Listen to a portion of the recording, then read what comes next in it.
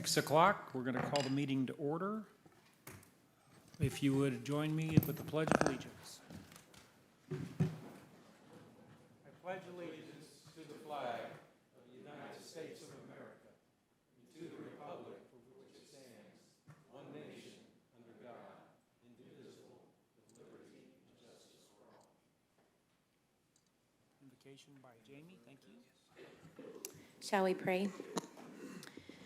Heavenly Father, I come before you tonight, and I thank you so much for who you are. I thank you that we can come before your throne at any point in time. I thank you for this city. I thank you that you are still put first. I love you, Lord. I just pray for wisdom and understanding for all that are in this room tonight, and that the decisions that we make here tonight will glorify you in some way. Thank you so much for who you are. In Jesus' name, amen. Amen. Madam Clerk, roll call, please. Denham. Here. Gaines. Here. Cooper. Here. Milton. Here. Benton. Here. Whitus. C. Here. Your Honor, you have a quorum. Before we get into public comment, I just wanted to give a shout out to Addie. Today is her nine-year-old birthday. Happy birthday, Addie. That's my daughter. She's not real happy for me at me for being here tonight. So thank you. Right. This is the public comment section of the Board of Aldermen. At this time, the board will hear citizens who have signed up in the order they are listed. Madam Clerk, do we have any speakers? Yes, our first speaker is Diane Allen. Her address, oh, I lost it. I'll let her say it. Branson.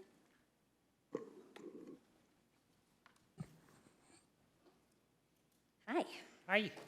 All right, thank you, Honorable Mayor, City Aldermen, women, and city staff for this opportunity. Since I was unable to attend the last meeting where Bob Nichols presented his new organization, BAM, I feel the board missed an opportunity to hear from the many shows who are not members of BAM, or since it has been now changed to an advocacy group, do not wish to be included in their efforts.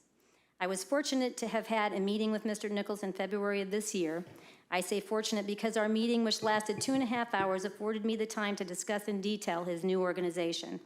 I was able to ask difficult questions about our industry issues, and enough of them to answer and understand fully BAMP's solutions to those problems. They were either Theater 101 or just plain frightening. Though I agreed with most of the issues that were raised, the solutions I did not. And after witnessing Mr. Nichols' presentation at the last meeting, my fear grew. When someone changes their entire organizational structure from a membership to an advocacy group, the ease of lies says a lot. The questions asked by many board members either were political or skirted, which says to me that I was right and that the solutions were not overwhelmingly popular. But I have the real answers to those questions told directly by Mr. Nichols to me. The first issue was regarding ticket resellers. Every theater or show currently negotiates their price annually with these resellers. If you don't want to give a super low rate or free tickets, then you don't. But according to Mr. Nichols, there will be a good practices rule in his organization, and one of those rules is price fixing. All members will have a set price that must all participate in, and when I asked what percentage of the shows he would need to join his organization, he said 100%. Of course, I said that wasn't going to be the case, and I was right. When I further asked what if a show, who is a member, gave a better deal under the table to a reseller to push more of their tickets, he said that was easy. At the end of the year, all shows will send their box office reports and financials to a third-party accounting firm in Nashville, Tennessee, who will pore over them and establish whether or not a show was keeping good practices. I again told him that the shows would not do that. He said he needed to be the one voice for all theaters, but he currently lacks 36 shows.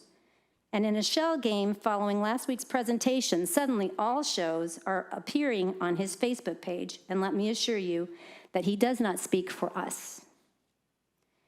There was an annual membership fee when I talked to Bob. It's $500 annually, which gets you a 1/3 page ad in his show guide, and that guide would be distributed to outbound markets where the CBB and the chamber guides already go.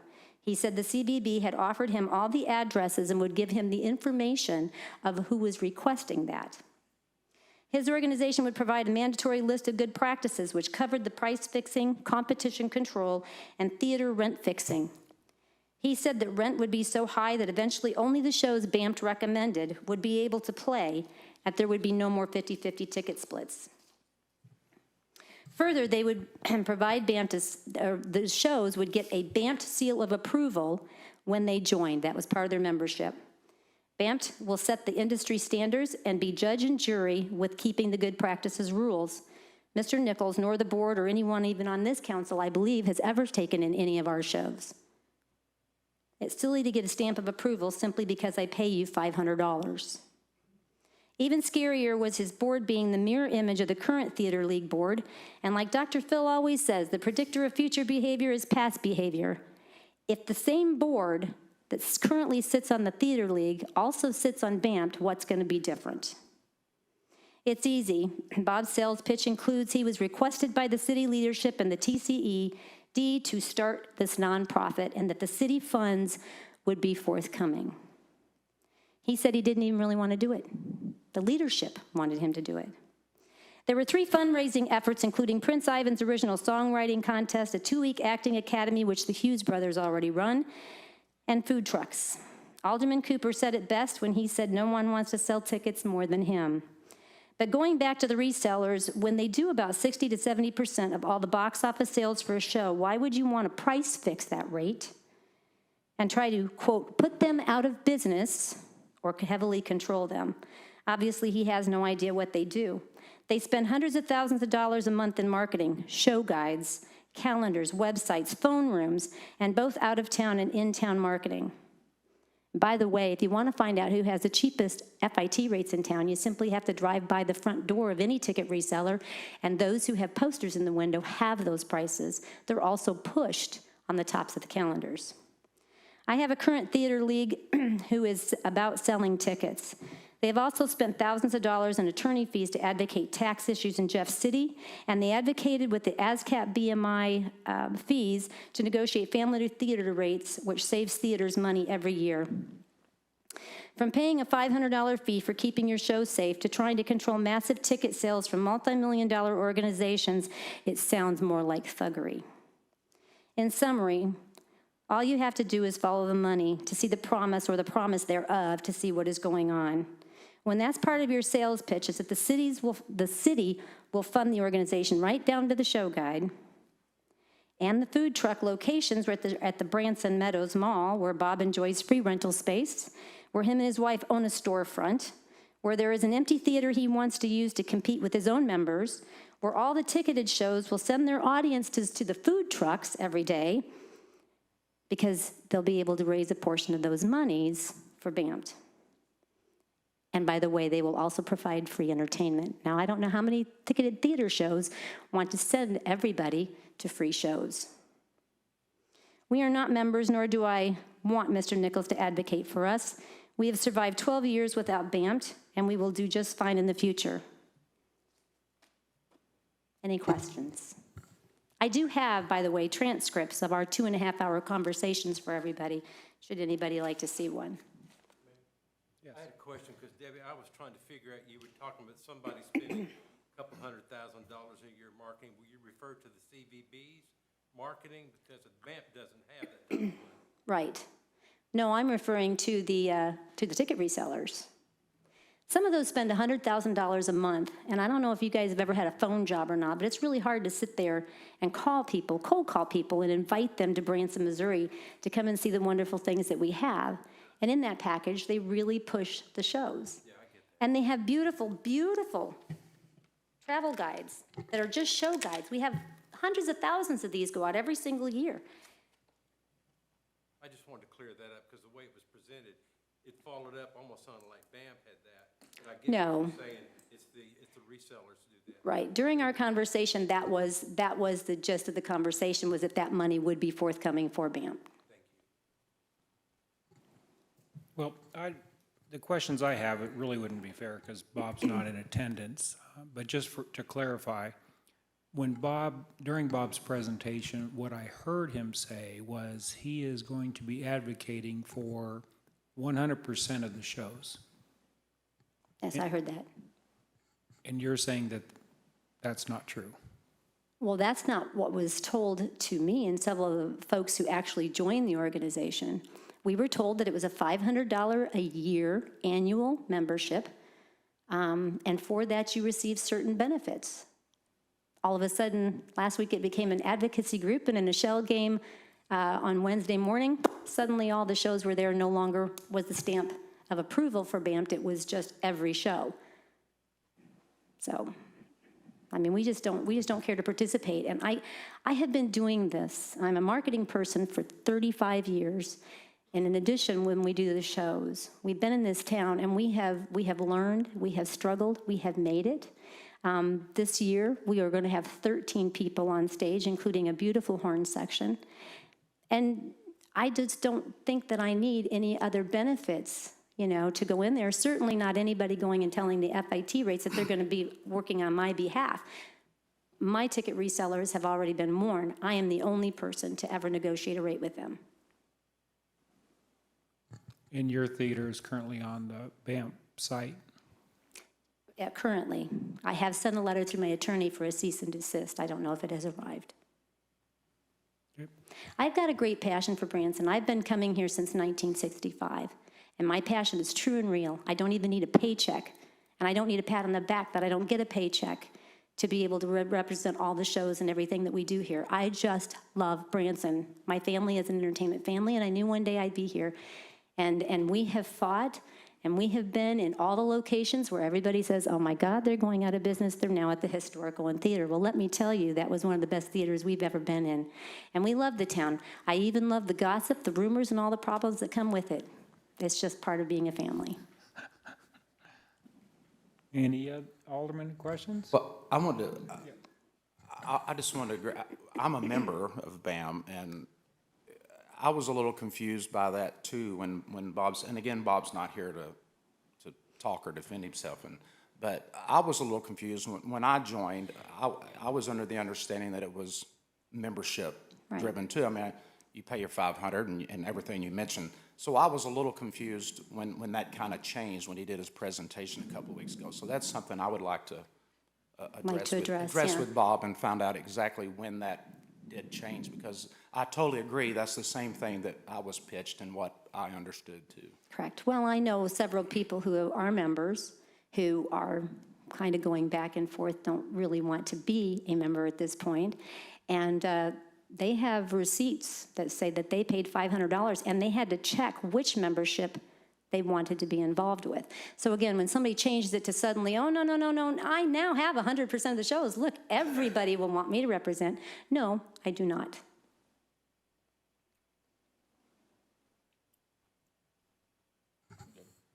Thank you, Diane. Thank you. Stan, a quick question. When Bob gave his presentation, there was a mention that I think Jamie or somebody in the city was going to help Bob fill out his application for the marketing contingency funds. Mr. Nichols advised he was going to fill out the application, which, just so you're aware, the city has not told Mr. Nichols he could have a dime or his group. We explained that we had two sources of money that group could apply for. They chose not to apply for one, which we call our charitable donation money. The other is we have a supplemental marketing fund, a contingency marketing fund, for which his group could apply. I don't know if he's applied for that as of yet. Okay. Thank you. Madam Clerk?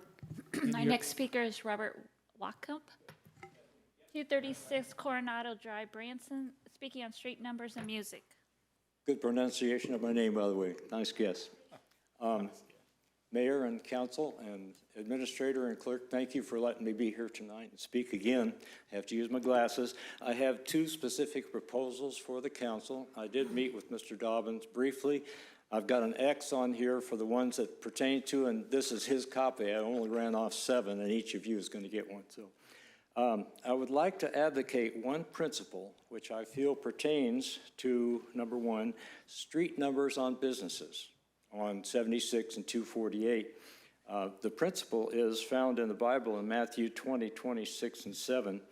Whosoever will be great among you, let him be your minister, and whosoever will be chief among you, let him be your servant. Now, how do I tie that together? I propose to the council that each business on Highway 76 and 248 or Shepherd of the Hills Expressway be required to have street numbers.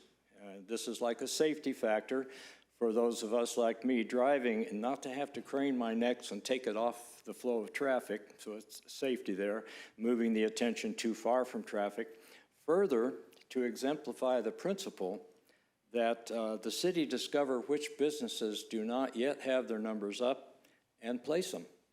Do it for the businesses as an act of service. Couldn't be too expensive, but I don't know.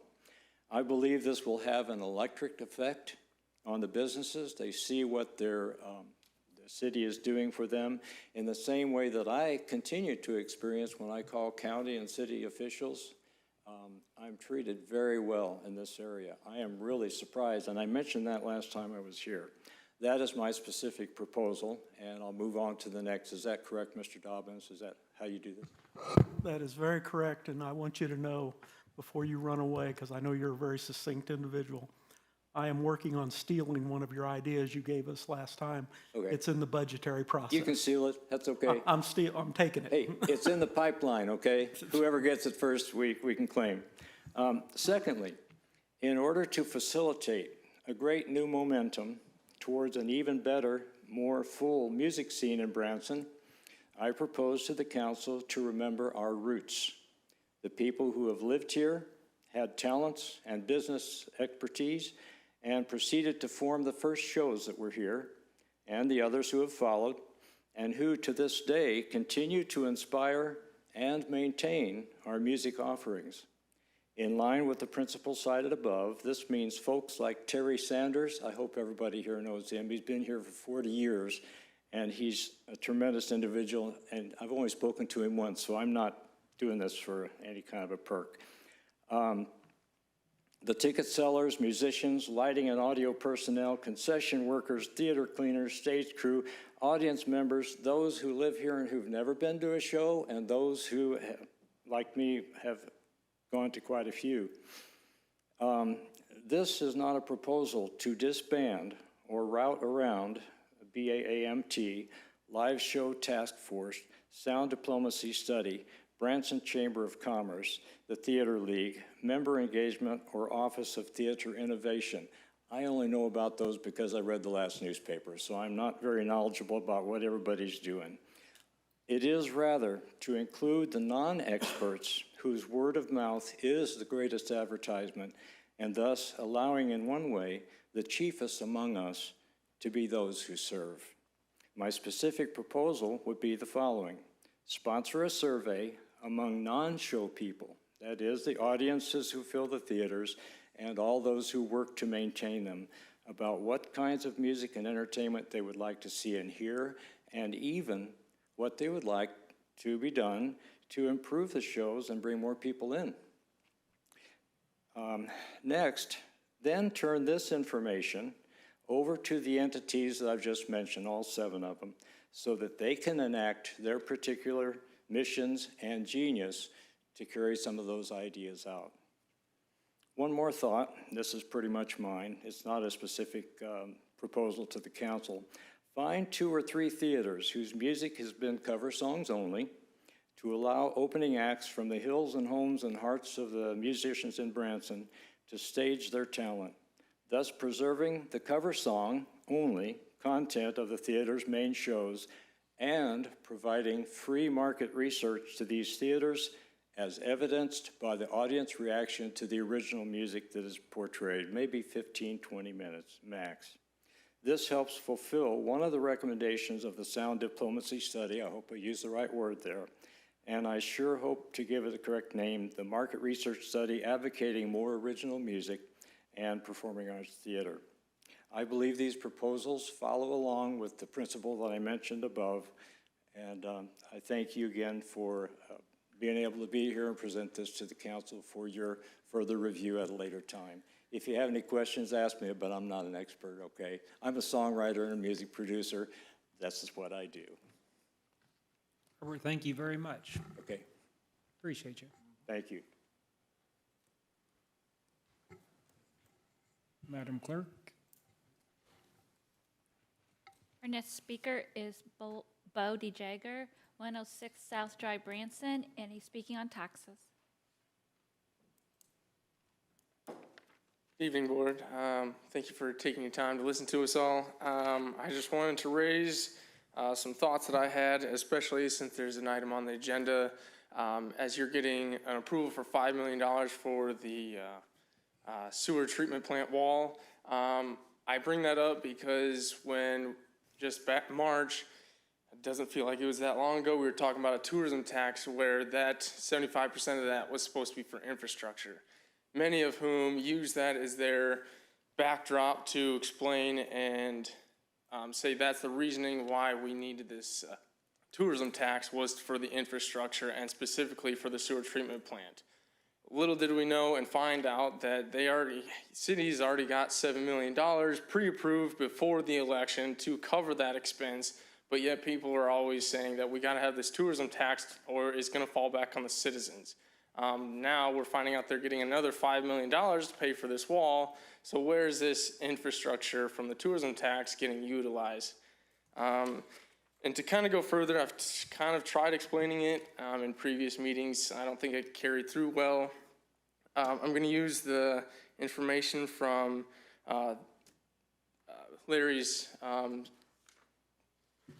for the people on the internet, and he found out that according to our governor, said that we are the second leader in taxes, just behind Kansas City. I bring that up to say that why do we need a tourism tax when we have the second most taxes in the state? If we have that much, comparing us to Springfield, if we bring in more taxes than Springfield, how is Springfield keeping up with their roads, streets, infrastructure?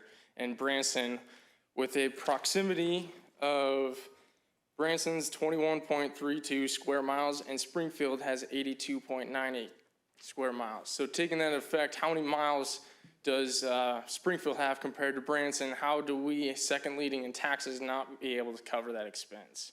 That's why I'm so confused why we needed this tourism tax when our sewer treatment plant is being taken care of by grants and previous approved money, and then we're getting a second most in taxes. So I find that to myself as concerning as how money is spent or just not allocated in the areas necessary.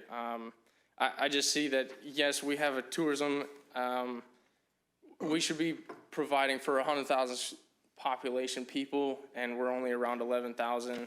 But as far as the proximity, we're in the same vicinity as what a Bolivar would be, and I don't see their streets and sidewalks failing either. Different topic I would like to bring up about developers getting approval. Unless I heard it wrong, a couple weeks ago we were talking about a development that was getting rezoned and whether or not the developer had gotten its approvals or not. Everybody and many on the board were under the understanding that they went through all the processes.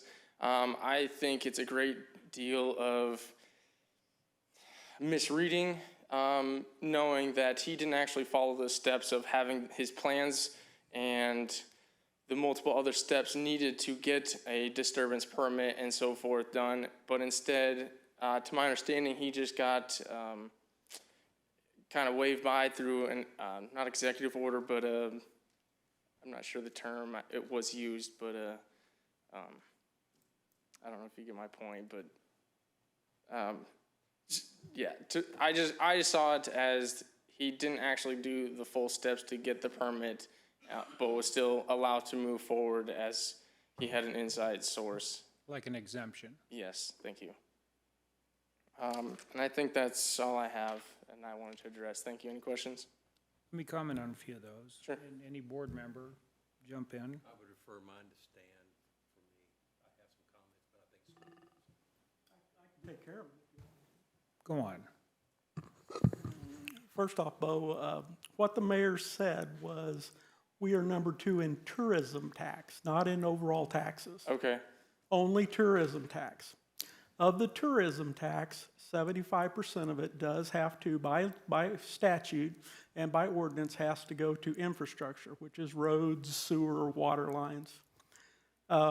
Secondly, then 25% of that goes to marketing. Of the 75%, and you were talking about the sewer treatment wall, we did find out about a month ago that we actually received that award of $5 million. Just not counting the sewer wall, we had $88 million in infrastructure needs, such as new water lines. We've had the board is aware of, and the public, I know a lot of the public is aware of.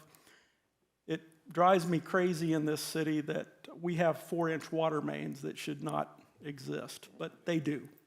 They are not anywhere needed in the proper capacity needed for fire protection. We have had several breaks. One of those areas that, matter of fact, it's the study session in July. Kendall Powell, our utilities director, is going to be giving a report to the board.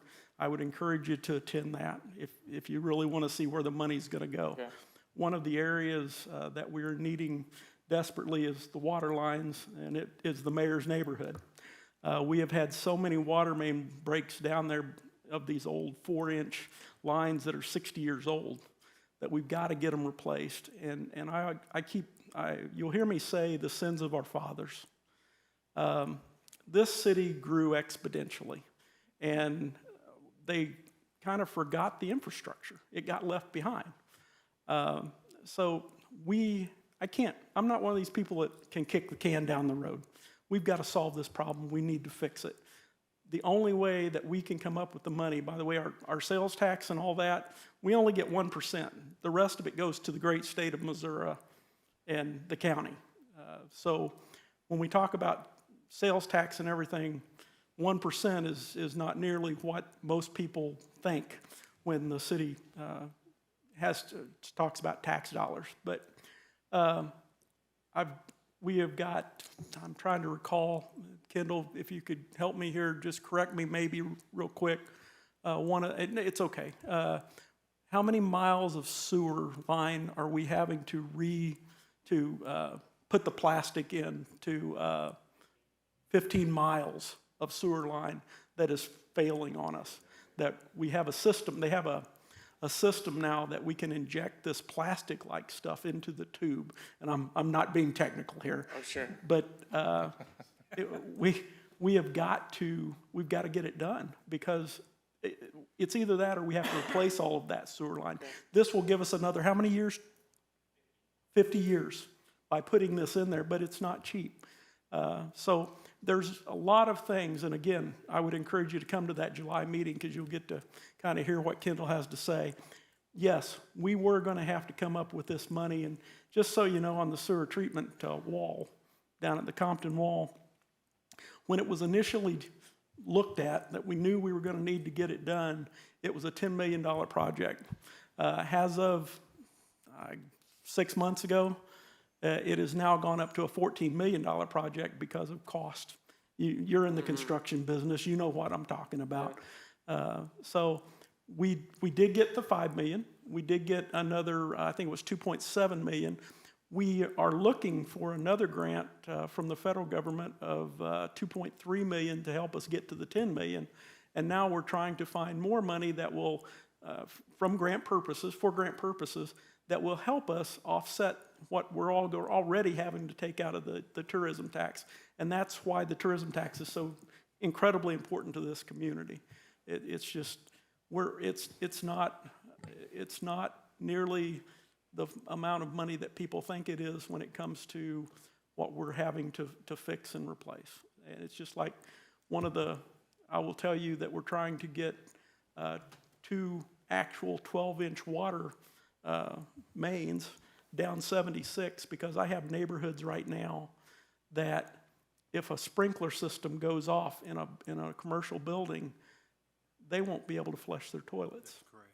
And that's sad to say, but it's true. So that's the thing we're fighting.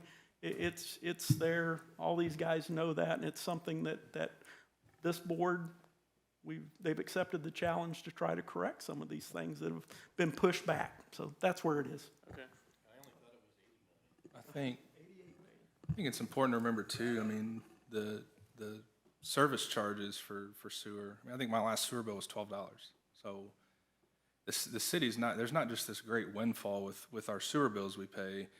And I've been on the board now since beginning of April, and I don't think there's a week that's gone by where I haven't gotten an email that said, we've had a water main break. And then you look at the cost to fix this, a lot of it, and Kendall could probably correct me on this, but I think a lot of it's just patching problems, not solving problems, it's patching problems, and it's still incredibly expensive. And so this notion that the money we collect for sewer service can cover everything, I think is, Jamie can probably talk finances a lot better than I can, but I just don't think the money's there that maybe you're thinking of. And with the sewer wall, with the cost of that being so great, you know, we've had this opportunity to get this grant money and be able to get this done, and it needs to be done. And so, you know, I think the tourism tax it was important. I'm personally glad it passed. I think it's important to our city. I understand where you're coming from, but just know, and I think maybe a finance committee meeting would help this as well if you attend that, but the output of money for our infrastructure, for our sewer system, I mean, it would far exceed the money we're collecting on sewer bills, quite frankly. So we've got to have the tourism tax. We've got to have these other resources to provide the services to our city that we're required to provide. And so that's what, you know, Stan and Jamie and the folks here at City Hall are doing, is they're saying, hey, let's go out and get these resources. Let's get this money. Let's get these improvements done. And I know, and Kendall's part of it, you know, everybody's trying to keep this from just blowing up. And I've heard it, again, I've heard it several times since I've been on the board. If that sewer treatment plant downtown goes, we're all in a world of problems. 52% of the city will lose its sewer. So it's incredibly, incredibly important we get this done. And I think the money to do that, it just far exceeds what we have just sitting in the coffers that maybe you're thinking. Right, but so it catches my eye because I don't know some of that stuff. I'm not on the committees to know all that information. So when I see that you already had the 7.7 million and then get another 5, that's what caught my eye, not knowing certain other things. The 5 is part of the 7 point. Oh, it's part of that? Not more. Yeah. Oh, okay. So that's what caught my eye, and I guess I view it, I don't even like the idea of thinking of raising taxes. That's why I'm speaking out against, I didn't really approve of the tourism tax at the moment. And to see that other businesses, other entities, just say your electric bill and stuff, they have upcharges, they can cover all of their repairs and stuff. So how are we just trying to cut it that tight when it comes to our sewer to not cover repairs and things like that? And I wouldn't know how other cities work, so would other cities have the same problem? If they're in aging areas, do they have the same repairs? How do they make their repairs? Are they as far in debt as we are? It's just a compiling thing for me, is knowing where we spent on statues and stuff like that, or a Christmas tree, and things like that. So a lot of things for me just compiled, so then that raises my concern for that. So I get it. Thank you. Oh, thank you very much for coming up. Appreciate it. Appreciate you. That's all our speakers. Very nice.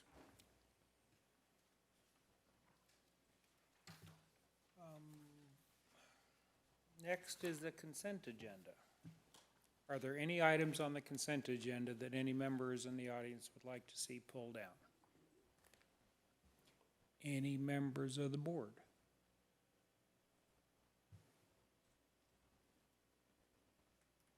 Hearing none, do I have a motion to, nope. Oh, yeah. Your Honor, the items on the consent agenda We could are as save time. follows.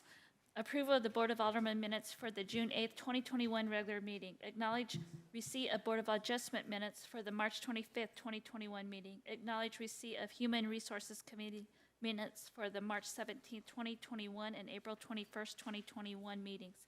Acknowledge receipt of Finance Committee minutes for the April 29th, 2021 regular meeting.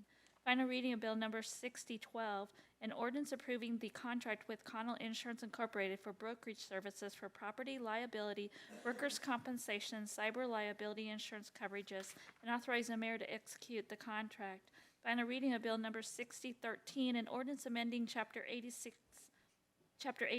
Traffic and Vehicles of the Branson Municipal Code pertaining to overnight parking of recreational vehicles at theaters. Your Honor, that concludes the reading of the consent agenda, and the floor is open for a motion approving all items on the consent agenda.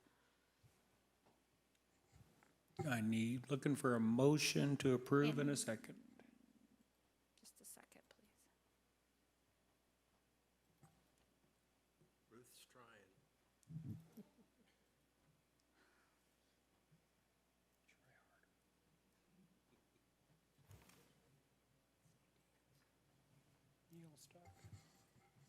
Do we need to recycle? No, it's me. I'm sorry. Hold just one moment, please.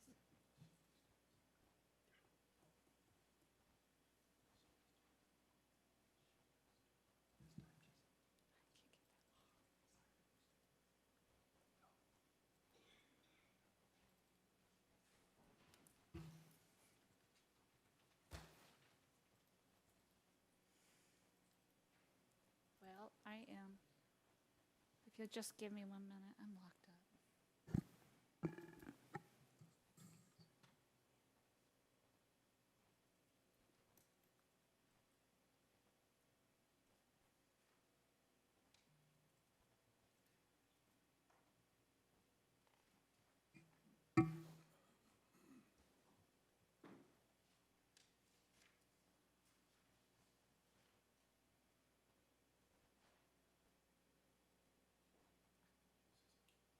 Let me just go ahead and so move.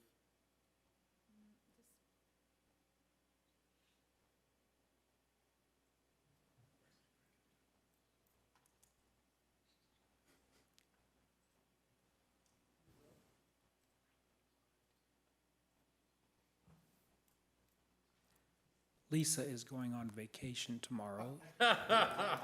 So I think she might have gone on vacation tonight. So you can run down there and fix that, right?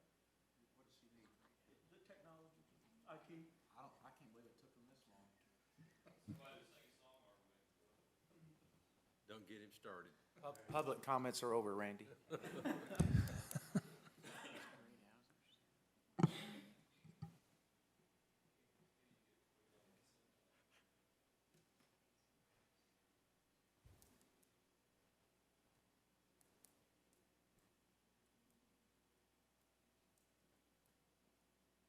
Ruth broke it.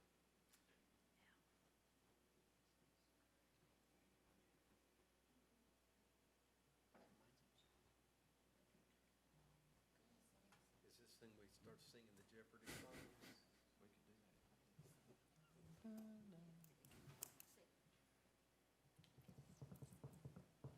There you go, Ruth.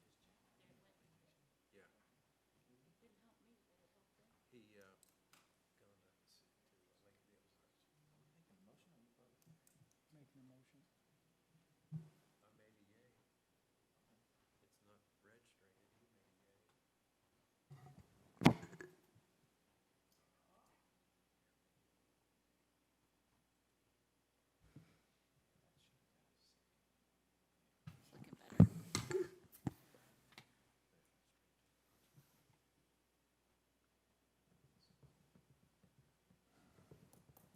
Madam Clerk, any interest in a roll call vote? Well,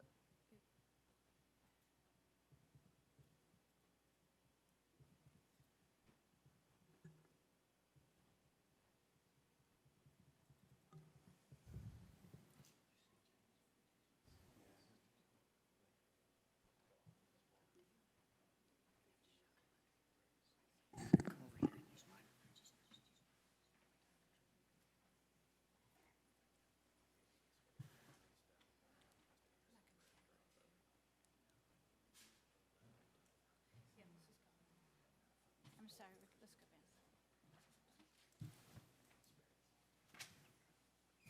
Your Honor, I'm sorry about that. Do I have a motion? Thank you. Second. All in favor? We have a motion and a second. All in favor, say aye. That's fine. Aye. Opposed? Opposed, same sign. Thank you. Motion carries.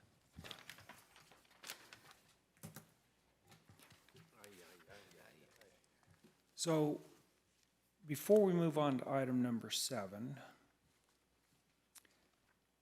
actually, I'm going to address item number 7. We are to receive a staff report from Jamie Roush. Come on up. My questions, I'm going to ask the Board of Aldermen to make a motion to postpone this item. The reason I'm going to ask for that are several. When the audit and the financials went up on our website, it said this is a draft copy subject to change. As of this morning, it still said this is a draft copy subject to change. I don't know that it's fair for the alderman to be addressing a document, and it's lengthy, right? 40-something pages, that was still in draft form. It's not dated yet. So I don't know that we have a completed either financial or an audit to hear tonight. Another reason is I'd like to make some changes with our accounting processes. If we're going to be discussing the results, the findings of an audit, I would feel more comfortable, and I believe the board would, if the findings would go through Budget and Finance Committee, let them review it and ask questions, and because that's what the Budget and Finance Department is designed to do, and then have that presented to the board. But I had some questions in addition to that. Jamie, who prepared the scope of the audit? I guess I'm not understanding what you're saying. The scope of the audit is prepared by the auditors themselves, but the scope of a financial audit is a pretty typical process. So are you asking if I prepared the scope of it? It's a financial audit prepared by a third party. Understand that. Yeah. So what's included in the engagement letter? What are we asking the auditor to do? Do an audit of the financial statements and the internal controls to make sure that the financial statements are free of material misstatements. And it's basically a guide that you all can trust that what we're doing, we're accurate and correct. Okay.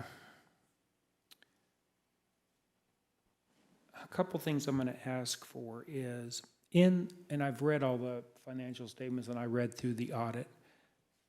I would like to see when the Budget Committee and this board, when we receive financial statements, in addition to the financial statements that are prepared under the GAAP rules, I would like to see a simpler, easier to read and understand financial statement. Would your department be able to do that? Are you asking me outside of the financial statements that we present monthly to the Finance Committee?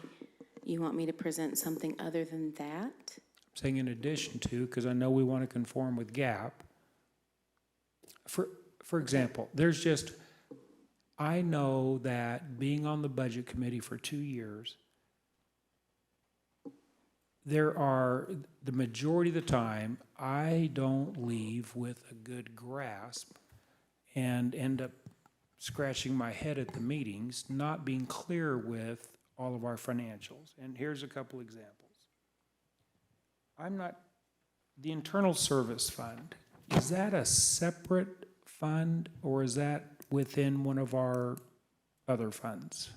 The internal service fund, we have an internal service fund for many of the separate departments. Those roll up to one internal service fund at the end of the year, and that fund is treated as a proprietary fund the same way the water sewer is. So water sewer and the internal service funds are treated as what you would know as a business type activity, while all the other funds are the governmental funds, and they have different set of rules. Okay, what about our investment funds? Meaning your debt service funds? No, don't we put excess funds into investment vehicles? Yes, we do, and those are wrapped up you will find those on the balance sheets under the cash and investments. You'll find all of that. And then the same reports that we present at the Finance Committee on a monthly basis, we give you a balance sheet that will show that. And we also give you the cash by fund report that shows you what all we have in the bank versus what all we have reported to you by fund. And in the Finance Committee, I always tell you all how to check me. All those three reports, the income statement, the balance sheet, and the cash by fund, they all tie together. So your balance sheet and your income statement, those fund balances should agree. If they don't, always ask me questions. And I have stated before that the general fund and the public safety fund are two that won't, because of those minor the minor funds that are rolled up into those, and I have stated those along with the balance when I do that. The other thing is the cash by fund report will tie back to your balance sheet as well. So all three of those financial pieces of information all tie together that should give you some assurance that what we're presenting to you on a monthly and a quarterly basis are accurate. Then we come along and we have this third-party independent audit report for additional assurance. Now, these auditors have to remain independent, so they come in and all of the financials that we present, all of the things with the audit, accounting, and the rules and the regulations that we're required to follow, including investments and everything else, they come in, and them and their staff and their CPAs, and they come in and they audit the financials that we have done throughout the year. And they give us a statement of reasonable assurance that the financial statements are free from material misstatements. Now, we bring those to you, and we go out to bid for those every 5 years, and we bring those before you all and let you all hire them. And I believe last time I recommended a firm, and you all went with another firm, and that's totally okay. As long as we have a CPA firm to do an independent audit for us, that's another, should be reasonable assurance for you all that what we're reporting to you is accurate.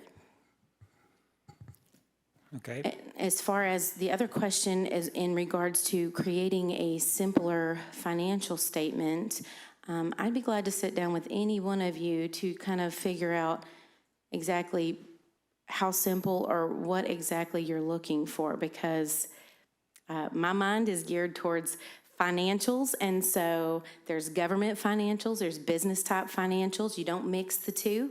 They're perfectly separate. There's government way of doing things, there's proprietary way of doing things. So I have to create those, as you well know. But if I need to create something more simplified, I'm happy to do that. I just don't understand what you're looking for. So maybe we can sit down and have a chat to figure out what exactly I need to do. Lisa, do we need to have this on the floor?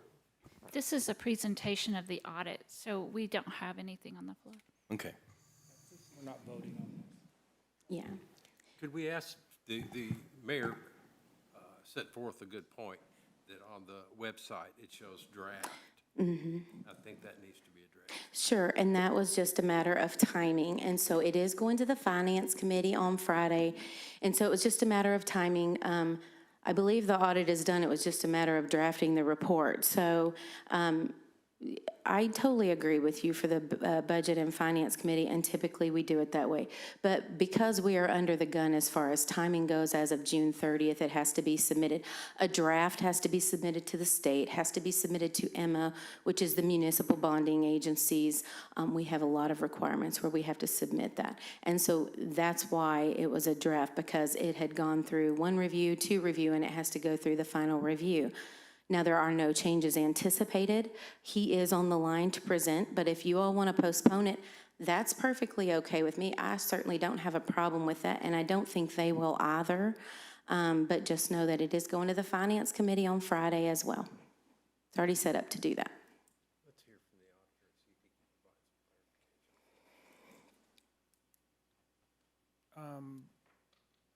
Okay, but we're still gonna want, I still feel uncomfortable addressing it if it's, Are we, is it, if I may, are we voting on anything? I mean, No. it's just a presentation. Just a so I report. don't- I guess I don't know what the harm is in hearing the presentation. I guess my request, and I think maybe this kind of goes along with what the mayor's saying, is if there is a substantive change, maybe that should be brought back to us, but Certainly. I'm not seeing an issue with hearing it in its draft form, knowing that, you know, if there's a big change or a substantive change to it, that we could hear that. Question, is this the way we normally receive these? normally it goes through budget and finance.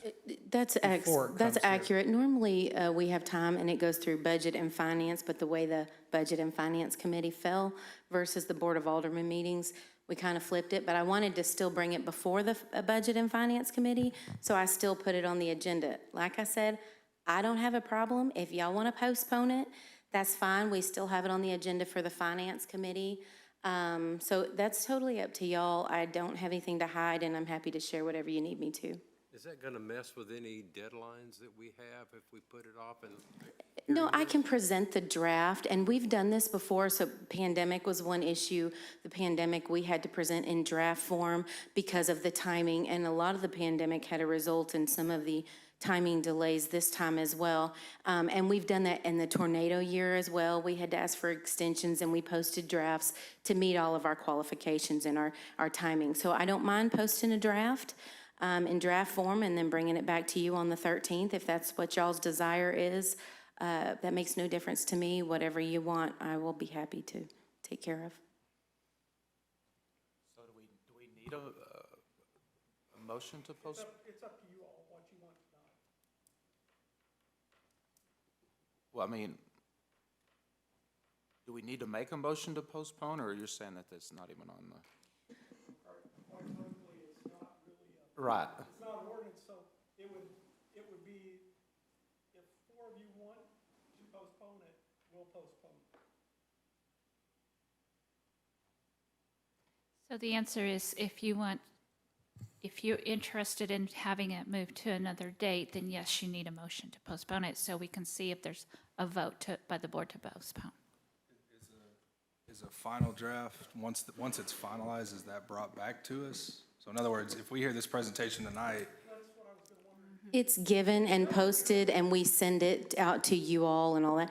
If there was a material misstatement or a large finding or anything, it would certainly have to be brought back to you, no problem. I don't anticipate that, however, that's the rules and that's the way it has to work. So once it's not in draft form, then the whole entire comprehensive annual financial report is sent to you all. We give you a hard copy as well, and we post it on the website. but there would be no additional presentation Not unless if there was there's a any change. difference. If there was no difference, they would not come back, no.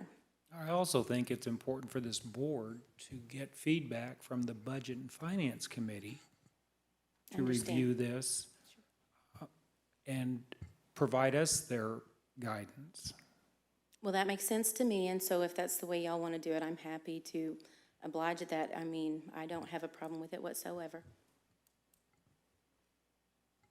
Well, I'll make a motion to postpone. I think that's reasonable to. To the July 13th? Is that the next meeting? I believe so. And encourage board members to attend that budget and finance committee. Yeah, that's. Yeah, it'd be July 13th. I'd be spanked twice.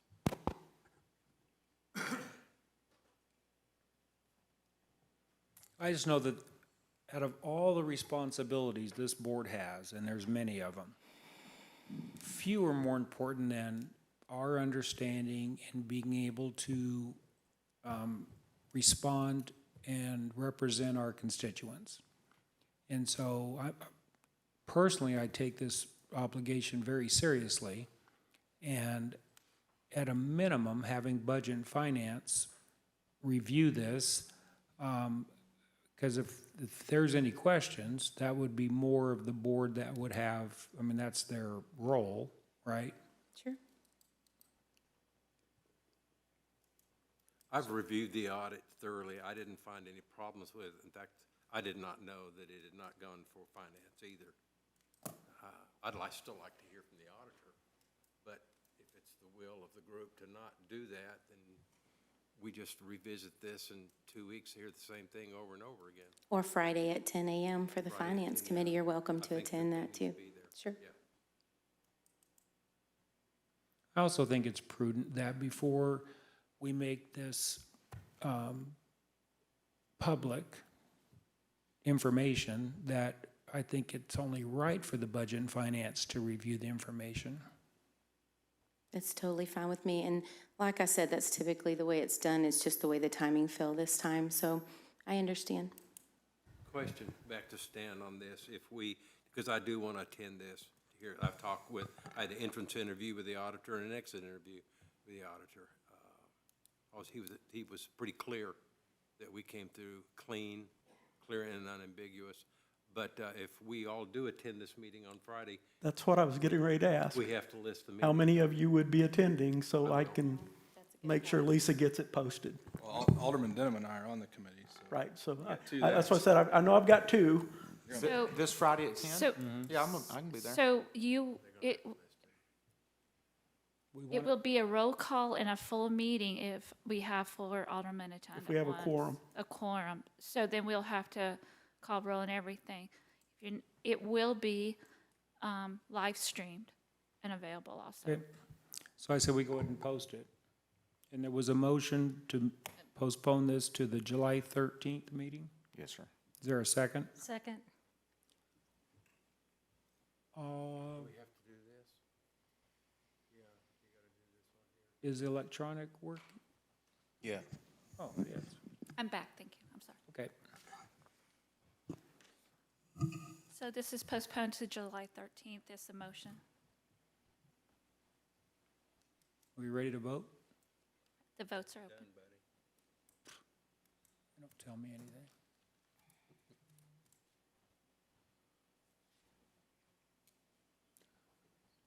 The Okay. motion passed 5-0. Just to be clear about the meeting Friday, we do have 4 planning to attend, and so that means we'll do a full roll call of you all attending. If you're going to be here, if 4 of you will be here. I think there's 4. So you, just so you know, you'll be sitting on the dais. As a board. However we do that. Okay, So we'll hold the Budget and Finance meeting in here. that's what we hold. Okay.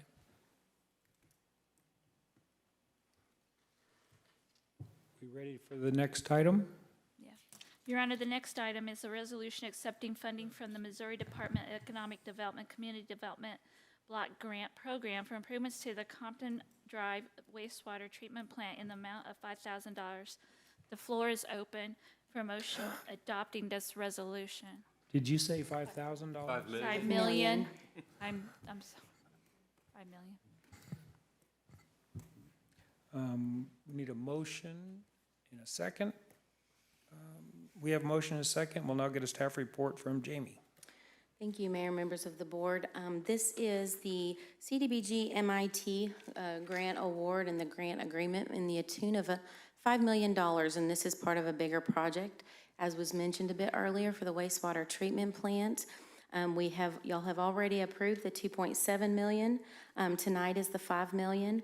And so that would be about 7.7 million out of the 10.7 that was originally anticipated. The project has now grown to 14.4 million.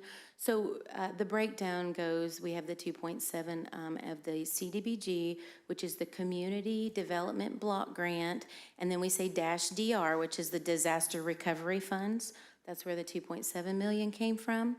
And then this one tonight is the CDBG, the Community Development Block Grant dash MIT, which is the mitigation funds. And so that $5 million will come out of that bucket of money. And then we have currently tentatively been approved, but we haven't received a letter. We haven't received the grant agreement for the last $3 million, and that will come from EDA, the Economic Development Administrator, were we to be approved. That's the last one that we're waiting on. The gap on this project so far is about 3.6 million, and we're talking and trying to figure out, I believe there's some other grant monies that's been left over that we could possibly get some of that funded as well, and we're in the process of working with that. So this is a resolution, and we recommend approval. Thank you. Before we ask, anybody from the audience wishing to ask questions on this? Anyone from the board? Yes, Jamie, sir. just for clarity, Jamie, the 2.7 plus the 5 is 7.7. We're hoping for another 3. That's correct. That would bring us to 8. The other 3 would bring us to 10.7 total, which was the original total cost of the project. The cost went up. It is now about 14.4, which is about a $3.6 million gap. Any questions from the board? Yes, sir. These are restricted monies, correct? They can only be used for this project. They can be combined with others in order to facilitate and to finalize and to complete that project. That is correct. When we apply for that monies, we have to lay specific need. It has to be all budgeted by line item on what we're going to spend the money for. It has to have a design and all of that. So the state is so is the federal, very restrictive in their guidelines for grants. Since there are a series of funds and we will be applying for let's say a third or fourth fund, just play with me that. What happens to this money in the interim? It just goes into the bank and sits there? It's a good question. So what we've done is when we're filling out the application and all the documents for that, we have to identify a bank account, where they're going to put the money in, those kind of things. We've already done that for the other 2 that we've been approved of. It'll go into, we have set a separate bank account and we're setting up a separate fund to manage these. And so that money will go into that account. And it'll be upon reimbursement. So we'll do a reimbursement drawdown when they tell me, yes, this is done, those kind of things. Then I turn around and I apply for a reimbursement. The state turns around and gives us, I say turns around, it ain't that quick. But the state will turn around and reimburse us that money that we've applied for pending everything, all the other guidelines have been met. So that's really the way it works. They won't give us a $14.4 million lump sum and we manage it. That's not the way it works. It's based on reimbursement, and I have to do a reimbursement drawdown pending approvals and all that kind of thing. Is there a time restriction on the disbursement of this in toto? Well, there is a time restriction on disbursement. So once I receive, okay, this project's done, here's the invoice, those kind of things, I turn around and submit it to the state, and it's a 3-day turnaround. That one's a bit new for us. In the past, when we've done these, the 3 days is pretty restrictive. So we got to make sure we have all of our ducks in a row before we turn around, ask for that money so that we can turn around and pay it out. Are we able to accrue interest on this as it sets in? No, we will not. We will not accrue interest on that. On the grant funds, Thank you, anyway. Mr. Mayor. Mr. Mayor, Yep. and I just had kind of general questions. So I'm, quick calculations, I'm estimating us about, what, $7 million short presently, thereabouts? Let's give or take. Hopefully around $4 million short. Is there a deadline, once this is approved, or once we sort of receive this, is there a deadline with which we have to spend it or get this project underway?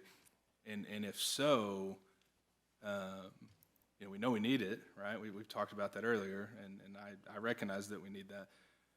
What's sort of the contingency plan if there's not, you know, let's say we don't get this additional $3 million or an additional $7 million or somewhere in between there? What's sort of the contingency plan to fund this? Because, so I guess that's my first part of my question is there a deadline? Yeah. And then the second part would be knowing that would mean we'd have to start by a certain point. What's sort of the contingency plan to finish funding this project? Those are very good questions. And yes, there is a deadline. And so basically we have 3 years to complete the project based upon approval, the approval date. And the contingency is we really shouldn't start all the project and the construction of the project until we know that we have all the money accounted for. So that's my contingency. We need to make sure that we have those funds in order before we move through with the heavy construction and that kind of stuff. Otherwise, I would think we would need to postpone it until we have that pot of money set aside.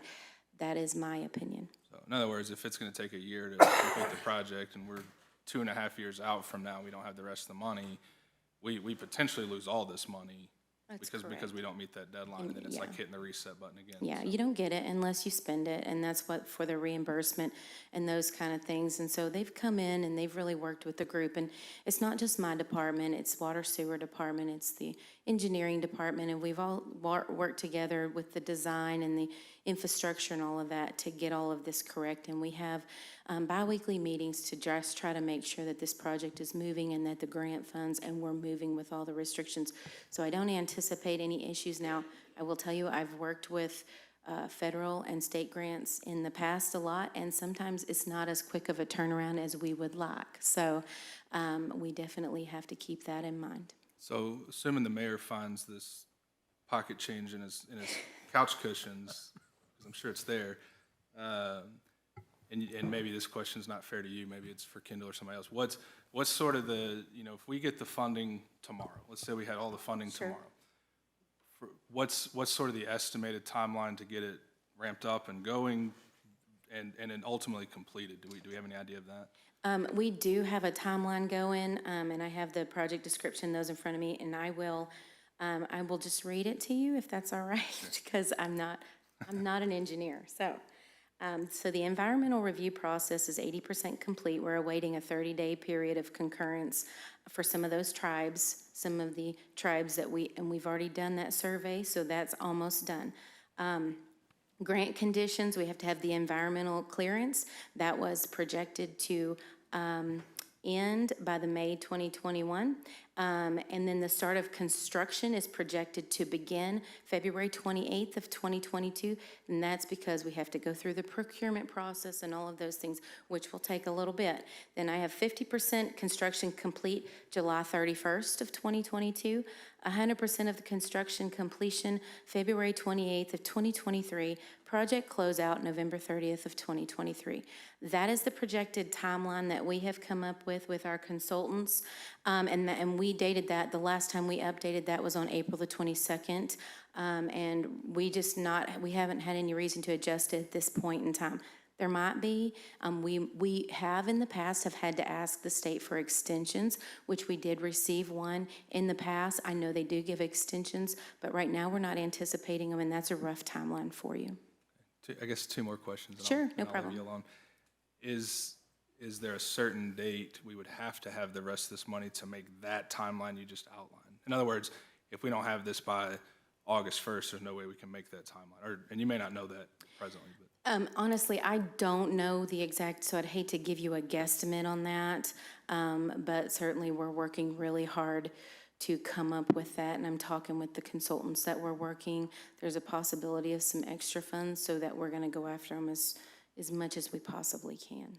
And then my final question, is there any penalty, whether it be interest, or is there any financial penalty for the city if we accept this and sort of earmark it for us, and then we don't ultimately use it? Is there any repercussions for that?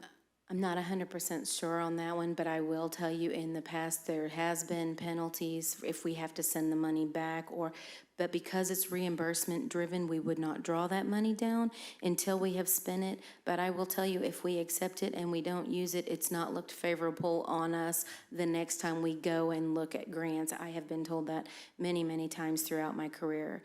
And I know the state faces that even with the federal grants. So if we accept approval of these grants and then for some reason we don't use them unless it's an outlier, is the reason why we don't use them, we are not looked favorable upon next time we want to go and apply for those grants, because it's a lot of work from state, from federal people, and from the city people to get this all done. Just a second, let me interject something here. What year did that flood happen? 2017. I'll just leave Yes. that right there. Yes. Mayor, It's taken that long. I don't know, Cody was gonna circle back and basically ask the same question he did. What about change orders, overages, once this is green light? That's a really good question, and I'm sure those things will take place. And as you go throughout the process, and I'm just going to give you based off upon my experience with these, they do have a change order process, and anytime you do the change order, it'll have to be signed off by us, by the mayor. It'll have to be sent to the state, all of those kind of things, and it's heavily documented and heavily justified. So all of those things are taken into account. And if we get like a time change order, the timeline will have to go back in and adjust that, and we'll have to have those conversations with the state and adjust the entire project based upon those needs. So I do know that's where we'll have to happen. So what if it's huge? As I recall, a few boards ago, they passed an ordinance stating that any change orders in excess of $100,000, I think it was, Stan, Correct. has to come back to the board for approval. Yeah, that's the And max. that's city process. And if you can imagine the city process, the state process, and the manner of federal and state grants is quite lengthy as well. And to help with what I think Alderman Fenton is concerned about, we have 2 other funding mechanisms for the amount we need, and we feel very confident we'll be receiving one of those 2. And to be clear, I 100% support this. I don't want it to come across as I didn't. That was, they teach you in law school, don't ask questions you know the answer to, and maybe I shouldn't have asked that question. I don't know. Now, we it's really just enjoy curiosity. questions. If you don't ask the questions, you don't get the answers you're Ultimately, looking and for. I'm sorry he left, but ultimately, if it were to come down to final brass tacks, we would have to take the money from our tourism tax. But we believe we have 2 other funding mechanisms, and we feel very comfortable. We spoke to one to the governor, and the governor was very supportive. Okay, if we apply those, they still have to come back through here to the board for us Absolutely. to approve those. We're Absolutely. gonna have some first and second readings. Yes. I understand, pretty quick. That's correct.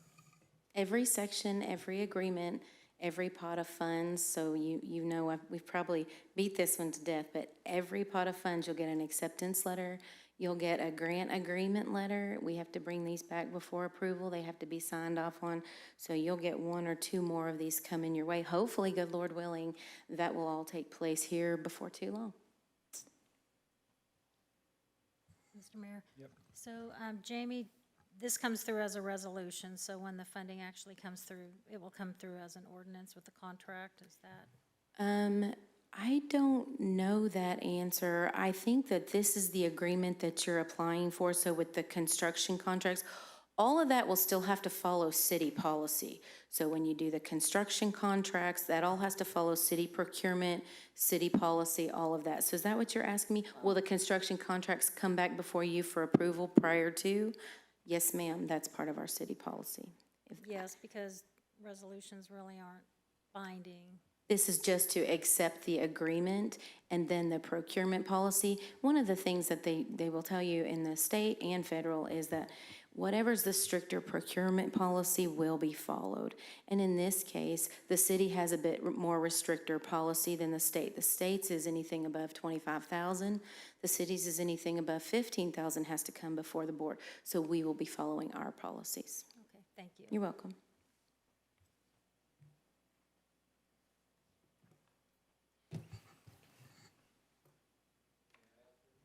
Sure. Your Honor, I'll need thank you. you to go to the, you have to go to the microphone. You have to go to the microphone, state your name and that stuff. Is the amount of the grant I'm sorry, but. Name and address, Yes, please. thank you. a little higher, like that? Need your name and address, Oh, I'm please. sorry. Robert Walkup, 236 Coronado Drive, Branson. Thank you. Okay, sorry. Is the amount of the grant or the deadline affected by the tremendous rise in cost of materials? To answer that question, I believe that is the reason for the change of the project. Originally, it was estimated at 10.7. They've come back and it's now estimated at 14.4 million. So it didn't affect timing as much as it's going to affect the price of the project. But we're not sure until we get involved in all of that. I'm sure there's going to be some timing change orders as there are with any project, but we have a little bit of time to spare, but not much. So it was a really good question. Thank you. Mayor, I think we can address this. When we had these discussions with them, we significantly urged them to facilitate this process because as every year goes by, the costs continue to go up. That's why I alluded to the fact that we started pounding that door in 2017. Here we are in 2021, and everything has gone up. That little bit of bureaucratic red tape foot dragging has added $4 million to the cost. When was the estimate? The original, The original, Yeah, well, 10.7? yeah. I'm not exactly sure of the date, but it was last year sometime, around October, I would guess. I can get you the So, exact no, it's date. okay. So a little less than a year ago? Yes. So that's gone up that much? It has gone up, but I will tell you, after talking with Kendall, there is contingency built in that 3.6 million, that additional 3.6, because here's the way it works. The state only allows for a 5% contingency to be built in on these projects, and the engineer had originally built in a 30%. So what I believe has happened is Kendall and I have talked about this, he can probably define this better for you, but since the 5% contingency was not allowed per the state guidelines, I think they've just filtered that in through the different costs. So that 3.6 may be high, and we may come in under that. We're not sure, but we're hopeful for that. But we're still going to try to find 3.6 just in case to cover the total cost. But that's kind of the discussions going on. I do know that 5% contingency was all that is allowed, and originally it had a 30%, so you had to offset that somewhere. Wow. So the estimate we received of 10.7 was just last year. Yes, I believe so. I'm going to go back and check those dates because don't quote me on that, but I believe it was last year, but I will double check that for you all, okay? Just so that I make sure and get it right. That's crazy. That is crazy. I mean, I might be off a year, so I will double check that for y'all. Any other questions from the board? Ready to vote?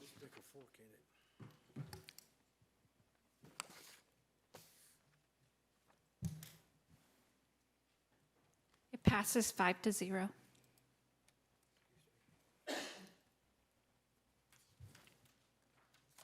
Your Honor, the next item is the first reading of Bill Number 6014, an ordinance amending the 2021 budget for the City of Branson to adjust monies for the Parks Fund for the additional expenses of tree removal and tree trimming. The floor is open for a motion to approve the first reading of Bill Number 6014.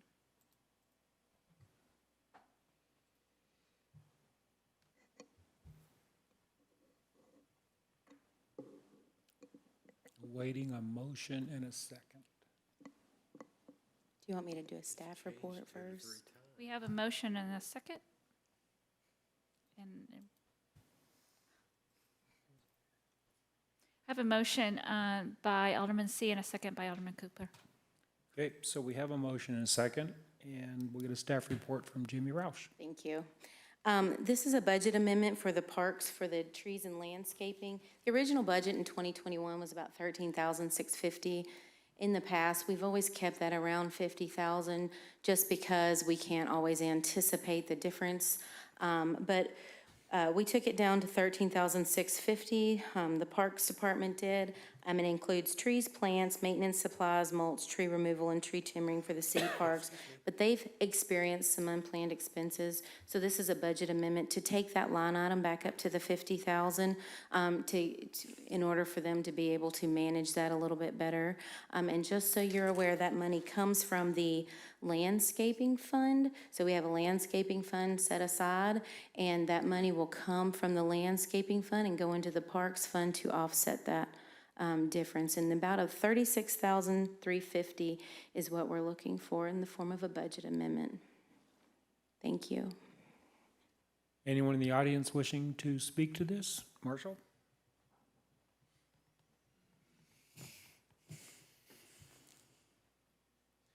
Marshall Howden, 106 Rose O'Neill. So last year we made a few different changes to the way that the tree board exists. Now it's kind of under the Parks Board, tree keepers and everything. And I now serve on both of those boards, but also in these Alderman meetings, I don't really think we've ever really heard kind of an update on how all that's going.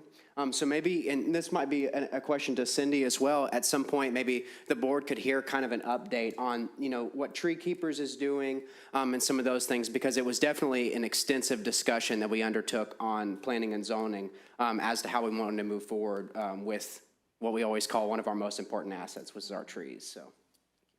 Certainly, we'll get Cindy to do that, because I don't really have a green thumb. You don't want me to speak on that, so.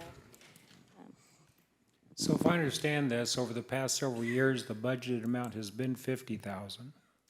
Sure. And then this year, Cindy sharpened her pencil and said she thinks she can get by with 13,650, and come to find that there's additional expenses. So we're asking the board to approve to raise it back up to the original 50,000 budget. And to be fair, it used to be under the planning department, so it was under that line item, and Cindy has taken that over, and so it was a little bit defined more in the budget for her purposes, and so they've had unplanned expenses, and so now that the Parks Department is over that, we're just asking to up that back to 50,000, just so yes, you're correct, but there was a little bit more that it's changed department hands too as well. So if the 50,000 gets approved and there's more expenses for trees, can she take any of that and work on our skate park or any of other parks? That landscaping money is restricted for the trees and all of those kind of things, so there's restrictions placed upon those funds. You got a smile out of Cindy. Anybody else in the audience wishing to speak to this matter? Any members of the board? Mayor? Yes. Definitely like to hear from Cindy too, yeah. I think Jeff had something. Jeff? I was just gonna ask real quick, how do we fill that landscape bucket? Through forfeitures of deposits, so you have a tree removal, you have the trees, you have the landscapings. Everybody, you have to come in and you have to pay down a deposit. And it's basically through forfeitures of those deposits for one reason or another. You don't plant your trees back, those kind of things. You agree to that forfeiture, that money gets forfeited back to the city. It then goes into that landscaping bucket. And I did write down, we have about spendable dollars right now. It's not always used, but we have spendable dollars, about $568,000 in that landscaping fund right now. From forfeiture? And it builds up over time, yes. And we have some large ones that they've gone back and did audits on and gotten that money as well. So yes, it builds up over time, for sure. Gotcha. Thank you. You're welcome. So there's 568,000 in funds available? There is. Okay. Any other questions from the board? Yes, sir, I want to get back to focus specifically on the difference between the 13 to 50,000.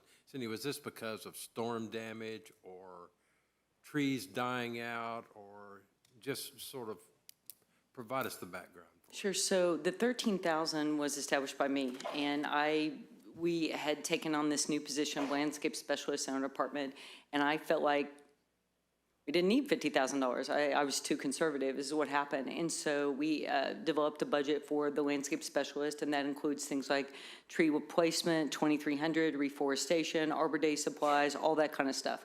And that's 13,000. So then we had some unexpected tree removal expenses up and above what we budgeted for. So really at North Beach Park, where we had a tree struck by lightning, some of those cottonwoods, if you're seeing, they're in decline, unfortunately. Yeah. And so we also had some trees at the cemetery, so we can be reimbursed through the landscape fund that you can see has that very healthy budget. So that was kind of what happened with that. So it's not just about the tree trimming, it's about that, but we have this other budget the landscape specialist has that maintains plantings and things of that nature. So hopefully that answers your question. Will this last you through the end of the year? Absolutely. Thank you.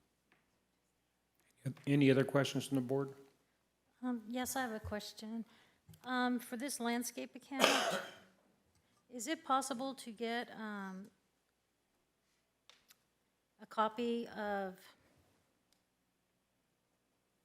maybe 2018, 19, and current, with at least addresses or project or the information that was on the So like a reconciliation of that account? Well, and to find out. By business? By business or address or. We have to wherever those present funds that came to the from. auditors, so we do have a schedule for that. So yeah, we can Okay. get that for you. Thank you. Certainly. Mhm.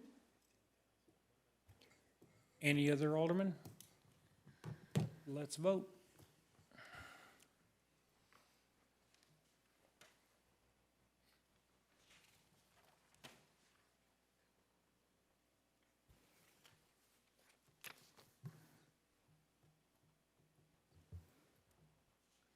It passed 5-0.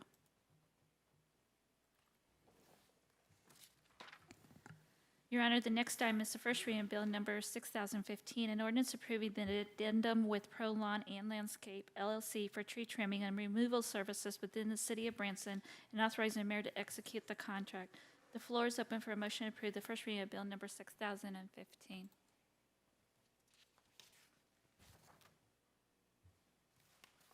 We have a motion and a second. I'll get a staff report from Cindy Shook. Mr. Mayor, members of the board, the city of Branson currently has a contract for tree trimming with Pro Lawn in the amount of $21,000. The contract amount was based on previous typical expenditures related to tree removals in the parks and facilities. Part of the budget was the second phase of our tree trimming at North Beach Park, which was planned and budgeted for. Currently, the city of Branson has spent $17,290.75 out of the contract. This is due to several large additional unplanned removals at North Beach Park and the cemetery, which I just mentioned. As a result, we are asking to increase the contract to a total of $32,000. Staff recommends approval of the bill. I'll be happy to answer any questions. Boy, you don't waste any time spending the money you just got approved, do you? Any comments or questions from the members of the audience? Any from the board? Just to follow up on what Larry just said, this here is, okay. Yes. Any other alderman? Implied question. Please vote.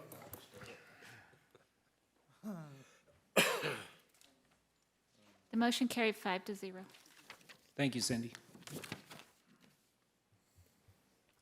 Your Honor, the next item is the first reading of Bill Number 6016, an ordinance amending the 2021 budget for the City of Branson to adjust monies for the Parks Internal Service Fund for the campground Wi-Fi access points upgrade. The floor is open for a motion to approve the first reading of Bill Number 6016.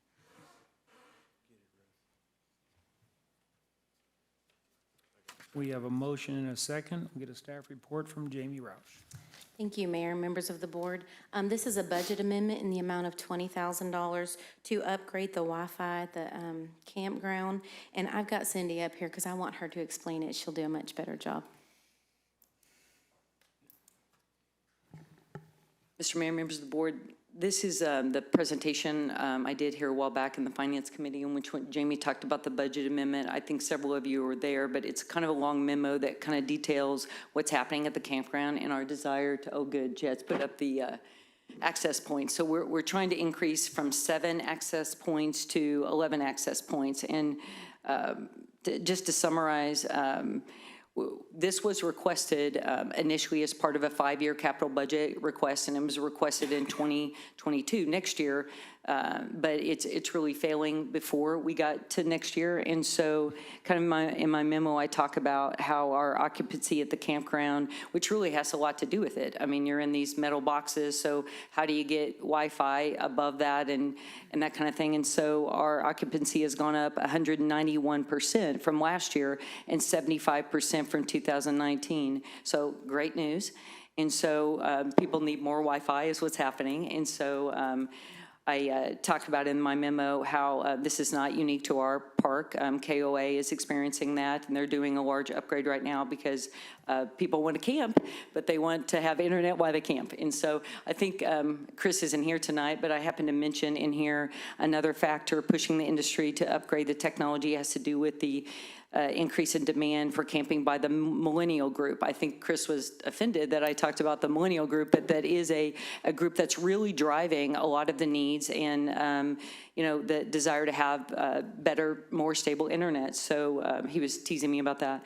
But millennials make up 50% of the camping industry, and they use technology more than any other demographic group. So what I've been working with Chad for some time. We installed a system in 2016, I believe. And so this is an upgrade to that system. So it basically just gives you more access points. Like if you're a phone, better self-service. I've probably gone on too long, but the access points will create a financial need to amend the budget. So I'm going to stop there and be happy to answer any questions related to this. And Chad is here too. He probably knows more about this than I do. Anyone in the audience wishing to speak regarding this matter? Any aldermen? Got questions, go ahead.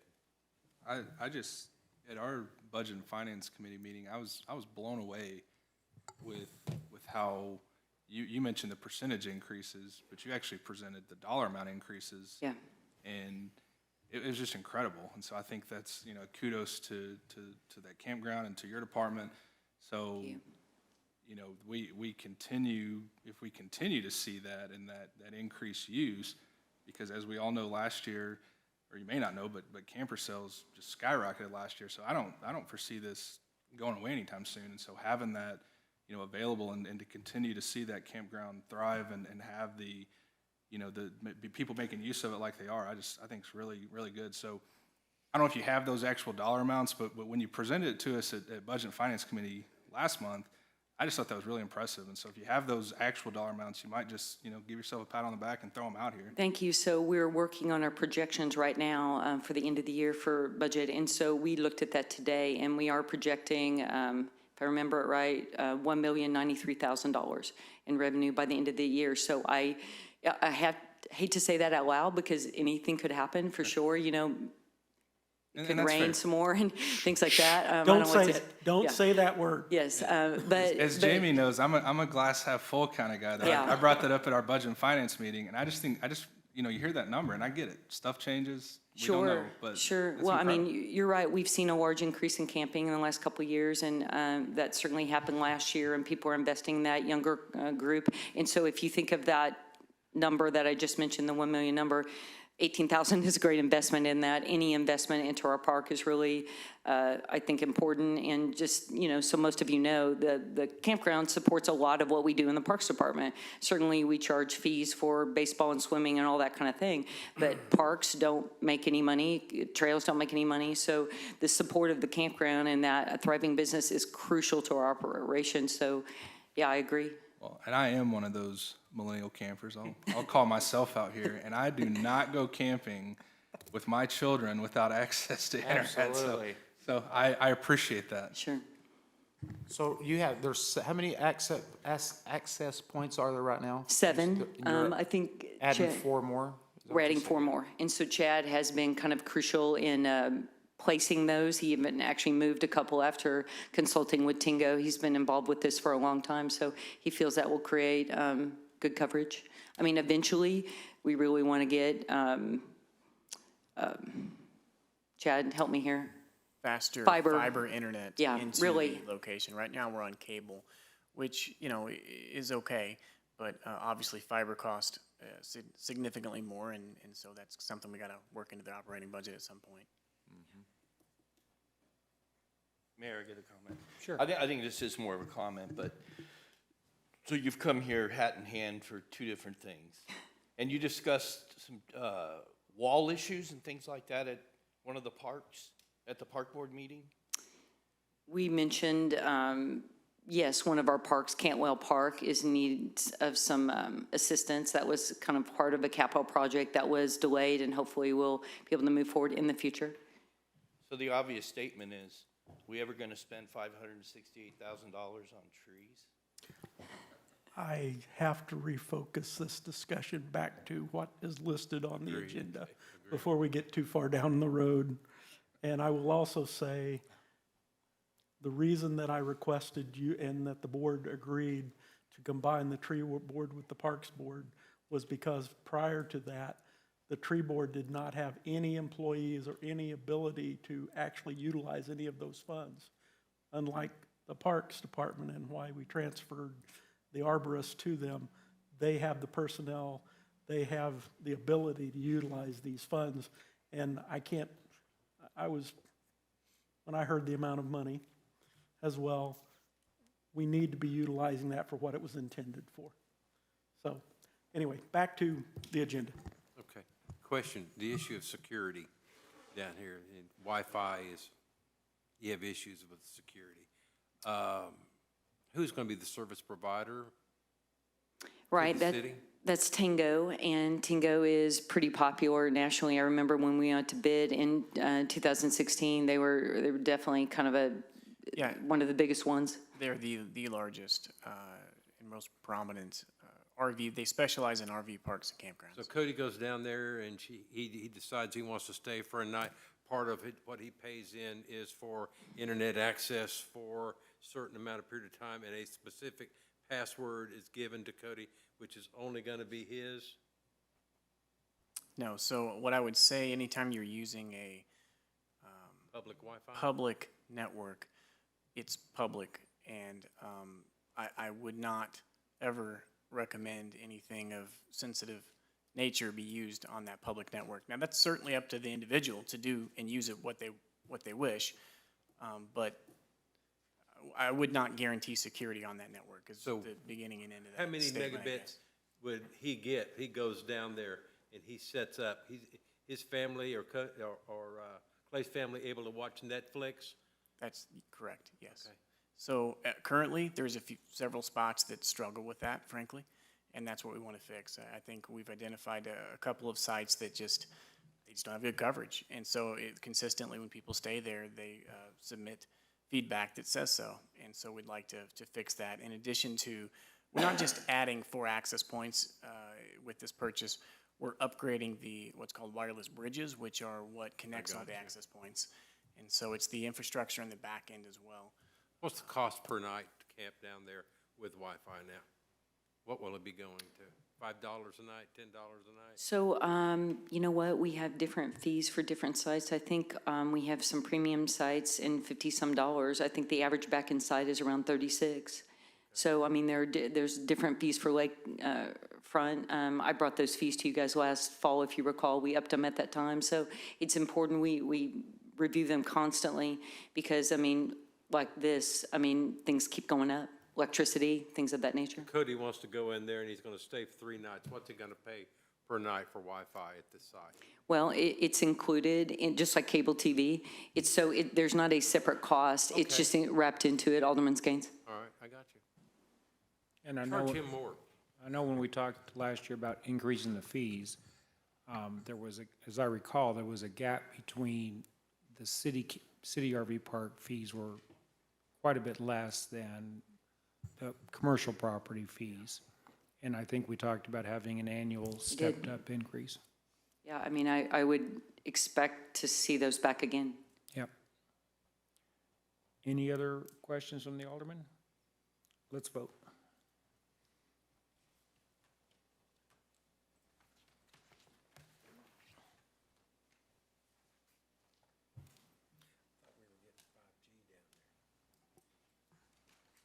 It passes 5-0.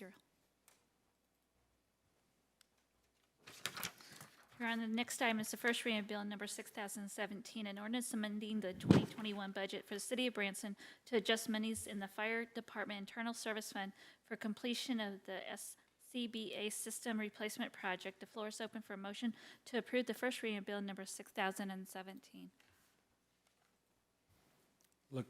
There you go. Motion and a second. Staff report from Jamie Roush. Thank you, Mayor, members of the board. I believe you've already seen this contract come before you, but it's an accounting. We just want to make sure that this budget amendment is in order. This will come from the Internal Service Fund in the amount of $76,000.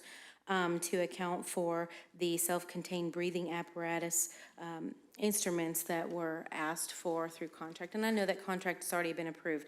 So typically what we will tell you is that we moved, as part of the budget, $500,000 out of the operations from the fire department into the internal service fund.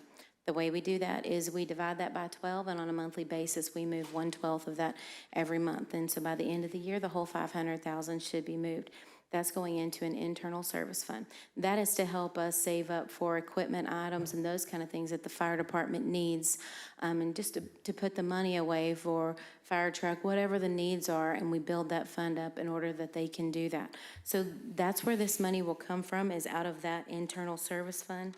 And we recommend approval of this budget amendment. And again, I believe the contract has already come before you. So I want to say it was last time. So this is just moving the money into the right spot. Thank you, Jamie. Any members of the audience wishing to address this? Any board members? By saying that, you're saying that there's an adequate amount of money in that internal service fund to cover this cost? Yes, that's correct. For 2021, it was $500,000 that we elected to move. So sure. Thank you. Jamie, I thought that when we moved that 500,000, that was strictly for the fire truck. It's for building up of equipment, so we earmarked it for the fire truck, or it doesn't have to be strictly for that, because that internal service fund can be used for building equipment, those kind of vehicles, those kind of things in nature. We moved it for the purpose of saving up for the fire truck, certainly. However, this need arose and they had the money in there, and since we can't buy the fire truck, we'll use that and replace it later. So these funds could be also used for the air compressors. For capital infrastructure items, building equipment, those kind of things. So sure, yeah, and they make a plan, and we're going through that plan right now. There's a timeline for the budget process, when the capital requests are due, when the one-time expenditures, and all of that takes Jamie, place. I'm sorry, go ahead. That's okay. I don't think the air compressors were a capital item. That's what I'm, No, they were not a capital item. The internal service fund doesn't necessarily have to be used for capital items. The capital funds do. So Sure. I did not mean to confuse you in that manner. If I did, I apologize. Any other aldermen? Do we have any more to buy compressors? No. Hearing none, let's vote.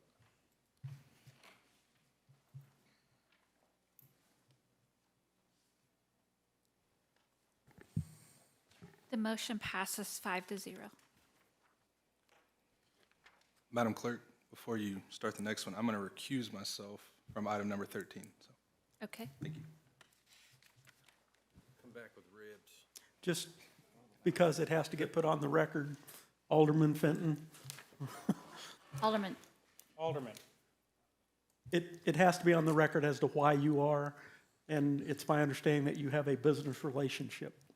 Is that correct? Yes. Okay. Thank you. The clerk will be sitting over here scratching her head. I apologize. So for the record, Alderman Fenton will be showing absent at this time.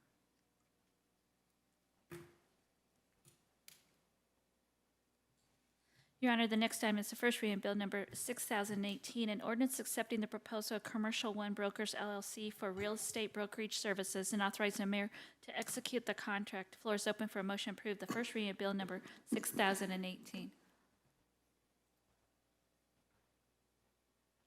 We have a motion and a second. Get a report from Jamie Roush. Thank you, Mayor, members of the board.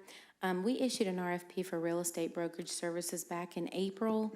Once we got those responses in, we looked at them. We only got one response in. They met the criteria, so we're bringing those before you today. Commercial One Brokers for the city, real estate broker services, and we're requesting approval on that. And this is a one-year contract with 3 options to renew. I'm happy to answer any questions. Thank you. Anyone in the audience wishing to address this? Members of the board? The obvious question, why only one?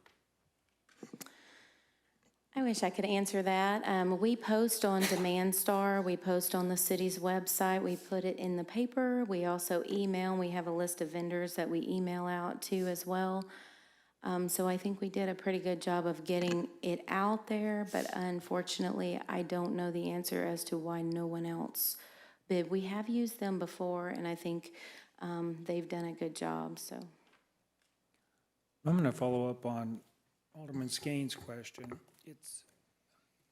And I think I've raised the same concern with other RFPs and RFQs and that we put out there. I struggle to be convinced that when the city has a need and we put out an RFP, that we're telling everybody out there what our request is. Because it sure seems logical that when we put out a request, and whether it's for a contractor, whoever it's for, I understand we have a list that we email to, and those are businesses that we've done business in the past, is what I'm told. Okay, I was waiting for you to finish. I'm sorry, go ahead. But yes, we do, and a lot of times we'll have vendors call us in and say, hey, we want to get put on a list for when you send out another RFP for this or that, for you to send us a bid. Also, there's a Demand Star. They can go in and subscribe to that and see all of our bids. City website as well. You can go in and subscribe to that and see any time that we put a bid out. We also put it in the paper, and then we do email that list, correct? When you said we put in the paper, what paper do we put it in? The local newspaper, and I can't remember, it's, I don't remember the name of that, I'm sorry. Daily Yes, I News? believe so. Yes, and it goes in the local newspaper for 10 days, I believe. Boy, this is another one that I just scratch my head. It's hard to believe. There's a lot of brokers in this town. And I have to believe that if the brokers in our community were made aware that we're asking for this RFP, we would have received, I don't know how many, but more than one. Well, we sent them out, 1, 2, 3, 4, 5, 6, 7, 8. We specifically emailed 8, and then we did all the other process. So, and that's based upon our list that we have currently generated, so. When you say the list, this is the list of The brokers, real estate. that have signed up. Yes, well, that have emailed us and asked to be on our list.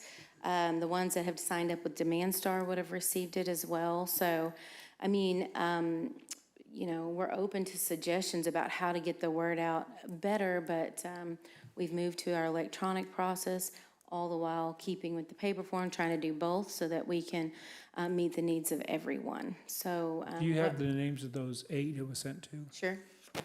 You want me to read them out? Yes, Is that what please. you want me to do? Okay, so we have Keller Williams, Tri-Lakes Realty, Vinton Realty, Reese Nichols, Commercial One, Sunset Realty, Gherkin and Associates, J.A. Moore, and then there's another one that just simply says Broker Services, and it gives me the information. So it didn't give me a title. They all got in nothing? They all received an email saying we have this This is the list that we do email, yeah. It will email, and we do mailings, we do electronics, we do city website. So, I mean, honestly, from my standpoint, we're kind of hoping to get rid of the paper mail form and even the newspaper and just go all electronic in the future. But for now, we're doing both, so. Real quick, Mayor, what's in it for them? That's what I was getting ready to say. Well, and that's a good question. So they'll get a 3% commission. So there's a difference in selling land and buying land. So they'll get a 3% commission if they're the only brokerage involved. If there's another broker involved, it goes up to 5%. And on the selling, it's 3% based off the sale price. So if we do nothing, they get nothing. Correct. If we sell $1 million, they get 30,000. Okay, again, that's one of the puzzles in my brain that I'm trying to figure out of. It's a good question. We have that with all over the whole entire city with all of our bids and stuff. We would certainly like to get more. So, I mean, it's a good question, but how do we do more than what we're already doing? Certainly. Stan, I'd like to ask John if he would dig into this and see if he can provide some insight. Sure, I'll take care of it. Thank you. Any other comments from the alderman? Let's vote.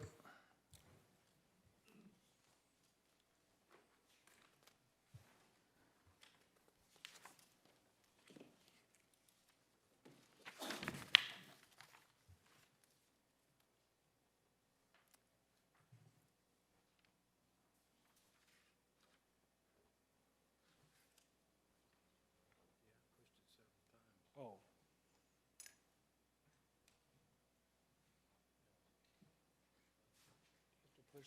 He can't vote. It's okay.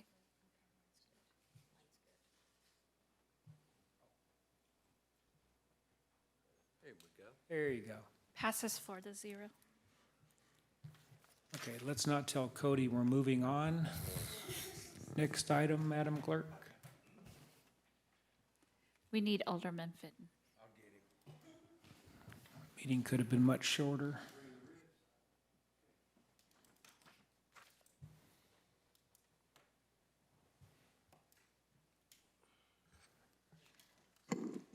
Your Honor, the next item is first reading bill number 6019, an ordinance accepting the proposal of Central Salt LLC for sodium chloride rock salt and enhanced de-icer and authorizing the mayor to execute the contract. The floor is open for a motion to approve the first reading bill number 6019. We have a motion and a second. We'll get a staff report from Mr. Keith Francis. Sir. Mayor, members of the board, this is for our yearly road salt bids. We opened bids on May the 27th of this year for the de-icing salt for our winter snow and ice control for the city streets. The estimated quantity for both salt and the enhanced de-icer for fiscal year 2022 is 250 tons of both salt and the enhanced de-icer. Central Salt LLC was a low bidder for the sodium chloride and enhanced de-icer salt. Staff recommends the purchase of the sodium chloride enhanced de-icer from Central Salt LLC in an amount not to exceed $48,475. Funds have been allocated in the 2022 Street Division operating budget and the Transportation Fund. Qualified bids received were the following bidders: Central Salt, Home Depot Pro, and Gunther Salt. Staff recommends approval and be glad to answer any questions. Anyone in the audience wishing to speak to this matter? Any alderman? Back to the other question we had talked about earlier, and that was, does this particular type of RFP suffer from the same lack of attention from potential bidders that we just got through talking about with the brokers? Were you satisfied with the number of bids? I guess that's what it comes down to. Yes, yes. We sent it out. I don't remember how many exactly, but there's only so many salt suppliers in the United States. And like this is coming from Lyons, Kansas, is where this one is out. Was this greater than last year than we? It's a little bit less than last year, surprisingly. It went down? It went down a little bit, yeah. Surprise. For the regular salt, now the enhanced de-icer stayed about the same. We need to build our Compton wastewater treatment wall out of the salt. Yeah. Mayor. Jeff? So, how much do we have left over? We probably got a half left on our contract this year, maybe. Yeah, because. To the end of the year, we still have. Right, during our cold snap, there was like the word on the street that we were out of salt. No. I think several of us confirmed that with you. Yeah, no, So- we was nowhere near out of salt. With our new salt barn we built out west of town, it was, Is the enhanced de-icer, is that the blue? it's kind of a Stuff. greenish, sometimes it's purple, Right. sometimes it's greenish blue. And when do you only use that? We mix it together. Oh, you do? Because it's Okay. about $13 a ton more. Right. So we mix them together so we can kind of help. I mean, it's not much, it's $6,500 worth when you take the difference of the two. And so we mix them together to help Gotcha. curtail the cost a little bit. Gotcha, thanks. Any other alderman? Let's vote. I would remind you all that Christmas is right around the corner. Remember that. Are you talking about gifts here or what, already? or what? No. You're looking for your Christmas bonus? Don't be disappointed. That's in the tree budget. That passes 5-0. Your Honor, the next item is the first reading of Bill Number 6020, an ordinance amending Chapter 78, Section 78-125 of the Branson Municipal Code pertaining to sidewalks to be kept free from obstruction and in good repair. The floor is open for a motion to approve the first reading of Bill Number 6020. We have a motion and a second. Get a staff report from who else? Mr. Keith Francis. Mayor, members of the board, this is to do a possible amendment to the code, the city code for chapter 78-125. The current code requires all owners and occupants and their agents of any property fronting on any sidewalk, curbstone, gutter, keep such sidewalk free and clear of filth and all obstructions of any kind, and shall keep all weeds, grass adjacent to and along the sidewalk, curbstone, and gutter mowed, and shall repair any broken sidewalks or problem sidewalks when the sidewalk becomes broken, cracked, or damaged in any way for any reason, and shall keep free of clear of ice and snow, and clear the sidewalk of ice, snow, as soon as possible after inclement weather conditions, and shall keep the sidewalks in a condition safe for pedestrian traffic.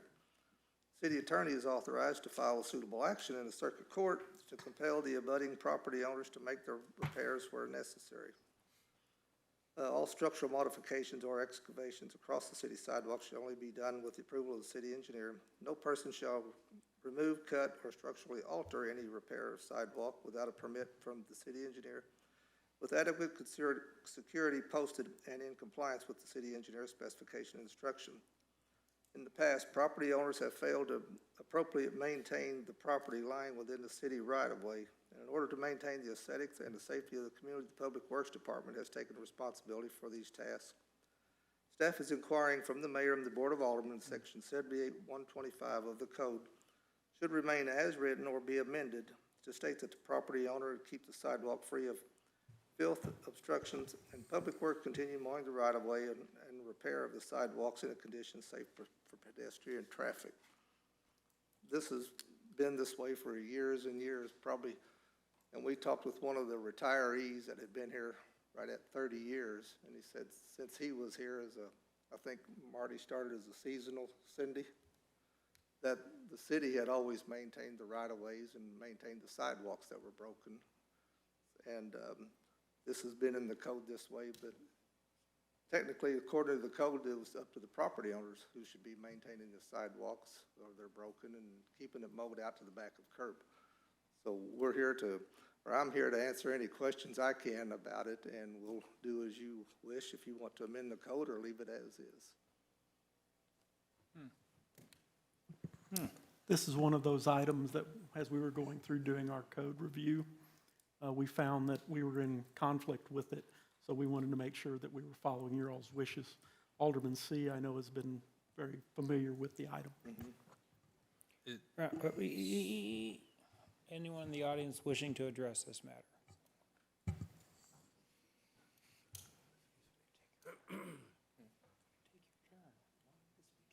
Marshall Howden, 106 Rose O'Neill. You know, there's been some interesting scuttlebutt on the Facebook machine about some of this. I don't know if some of this is the genesis of that or not. But from what I've seen from a concerned builder in town is a concern that he was being asked to maintain his sidewalk where places that the city owns weren't maintaining their sidewalks. Maybe you could just speak to that. Do you feel that that's an accurate assessment? Or do you feel like that's kind of why you're bringing this today? So, just to be specific, though, that's you know, Marshall, that's not why we're bringing this forward right now. It's a flaw in the code or something that we've been doing for years and years, and the code has remained this way. But some of our places around town, we do have, you know, higher grass than what we would like in the right-of-way, and that is both due to the amount of wet weather we've had and the amount of staff we've had to do with, because when COVID hit, we cut the budgets way back. We didn't hire the 4 to 6 seasonal personnel that we normally hire to maintain the mowing program. So we were in turn using our full-time staff. I have 9 employees in the street department. We were using those to mow the right-of-ways plus maintain our 250 lane miles of road. So there was just not enough people to go around. you know, and some of them we did get behind on, I'll admit that. Any other questions from the audience? About the alderpersons. So the code, again, recap, the way it is now. The owner is responsible for keeping that weeded and clean. I mean, if there's a crack in the sidewalk on that property owner's, then that's up to that property owner to fix that sidewalk. Yes, sir, that's correct. And you're asking to, The way we've continued to do it for the past 30-some years, you know, is the city maintains the sidewalks and keeps the right-of-ways taken care of. so you're just trying to clean up the way it's written? Correct. Yeah. And we were right on the verge of going out to bid with our mowing program to a private contractor, because we got a couple of quotes. One was 120-some thousand, one was 140-some thousand. It takes us, and I believe Mayor Milton may have asked this, to look at jobbing it out to a third party, you know, instead of doing it in-house, we could possibly do it cheaper. Well, when we put our numbers all together, it's possible we can do it cheaper, you know, but these were just guesstimate quotes from private contractors we got, and we won't know the actual numbers until we actually go out to bid for it. But we have the mowing map ready and the bid documents ready to go out to bid. And when COVID hit, everything was put on hold, you know. And we done what we could to maintain what we could. Is your department, would you say that they're short on worker? I mean, where are you staff-wise for people that do this on a daily? Well, when I have to take half of them to complete our mowing, you know, that leaves me 4 people to do maintenance on the roads and the sidewalks. That doesn't seem like a lot. Pardon me? That doesn't seem like a lot. It's not a lot. I mean, are you short? I mean, you're understaffed right now, would you say? Personally, I feel yes. Yes, we are. Right now, yep. If we got them all back under one program, either taking care of the roads. Now, we still will take care of the Highway 65 islands where you come into town, at 76, 248, and Branson Hills. MoDOT will mow them 3 times a year, as I've stated before. And if we don't pick up and keep the trash picked up and mowed, they'll start looking like hay fields. So, well, I see, there's a worker up there in my stretch where my theater is, and I mean, they are on it. Like, That's part of the CID right there. Yeah. The completed CID, and we have one worker out there, 1 to 2 workers maintaining the sprinkler system and the mowing and the landscaping, just like our cooperative agreement states we do. well, they're on top of it, I'll tell you that. I see them out appreciate there that. all the time, cleaning and sweeping and weed appreciate eating, it. and I'll definitely let them know. I can only speak for that area, but I see it often. Ms. Kellogg probably sees them out there. Any other alderman? Keith, so the way the ordinance currently reads, it's up to the owner to do this. Now, the city just has done it by sort of historical practice. I get what the amendment, I was kind of confused by this. I mean, I get what the amendment accomplishes. It basically says, well, now it's the city's responsibility.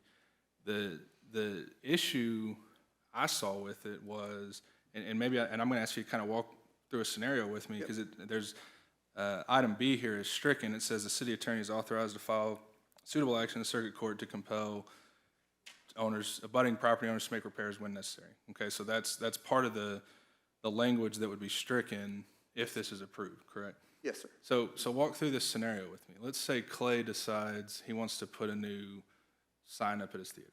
A new what? A new sign at his Okay. theater out by the sidewalk.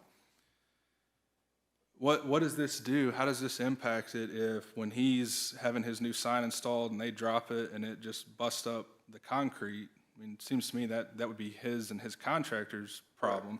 Right. If we remove this language that says the city attorney can file suitable action in the circuit court, are we basically saying, well, regardless of what Clay did, that's the city's responsibility? Or walk me through kind of how you envision this, because when I initially read this, I thought, well, wait a second. I mean, if we're saying they don't have to maintain or make repairs, and we're taking that out, and then we're also saying we can't take recourse in court, well, does that just leave us sitting here saying, well, we got to pay the cost? Not us.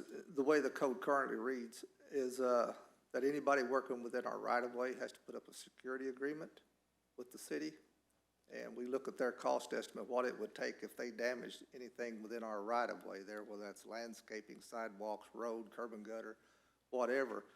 And we'll look at their agreement and whatever security they put up, whether it's cash, bond, or whatever, you know, we look at that and do our own cost estimate and determine if that's enough to do the repairs. If we had to come back in and do it ourselves or contract it out.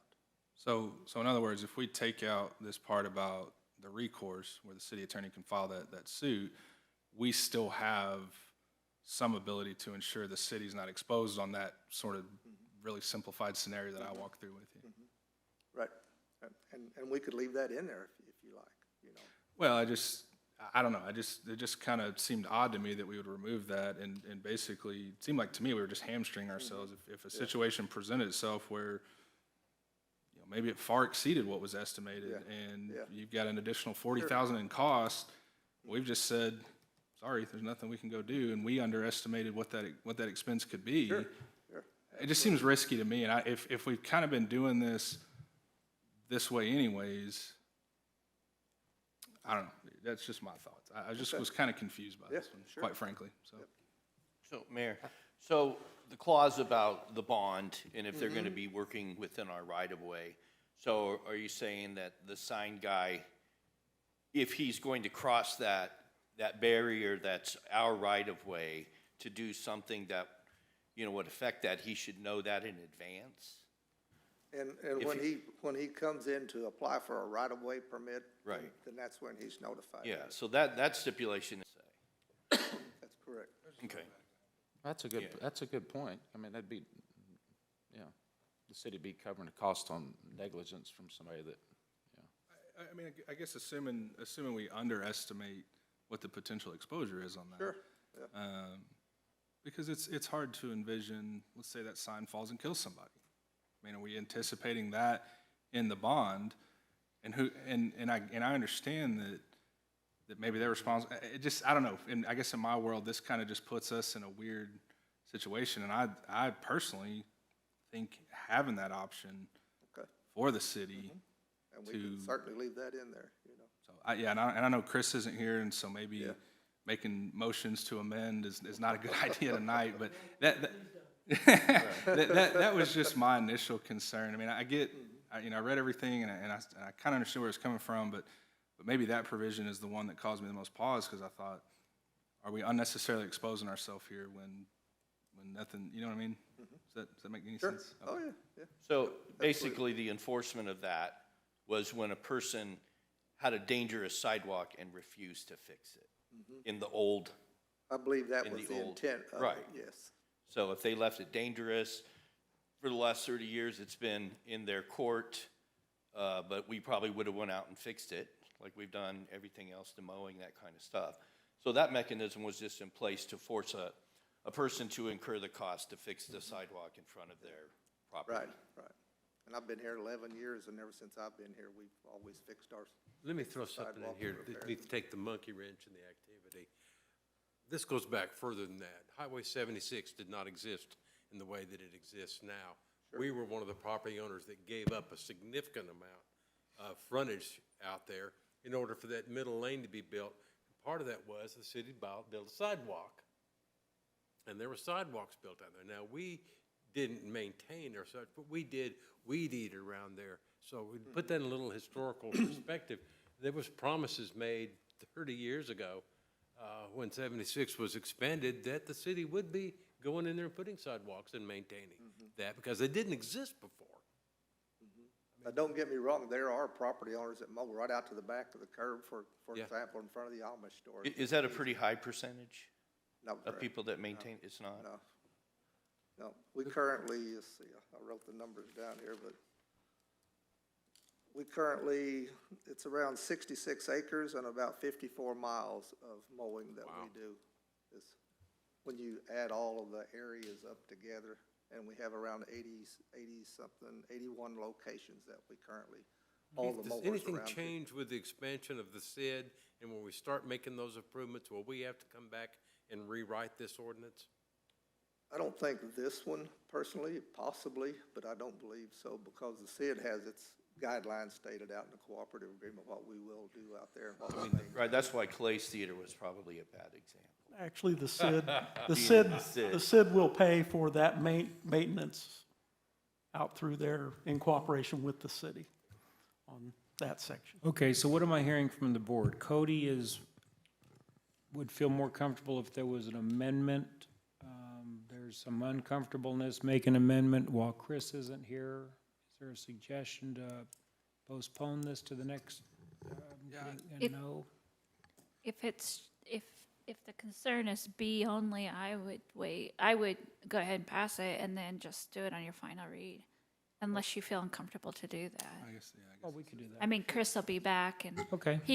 he might be able to answer it before the meeting and you can take the action. If that's all, if Great that's idea. in or out, I mean, Yeah, and after talking with him, it may not even be an Right, issue, so, yeah, I mean, yeah, it is a Okay, first read. Alderman Denham has something. Yeah, thank you, Mr. Mayor. I just have a question. Unless, it's under a SID or some type of agreement where, like what Alderman Skanes brought up, wouldn't it just be the city takes care of the city property and The right of way. business, and the business owners take care of their personal property, so city should be taking care of their own property, correct?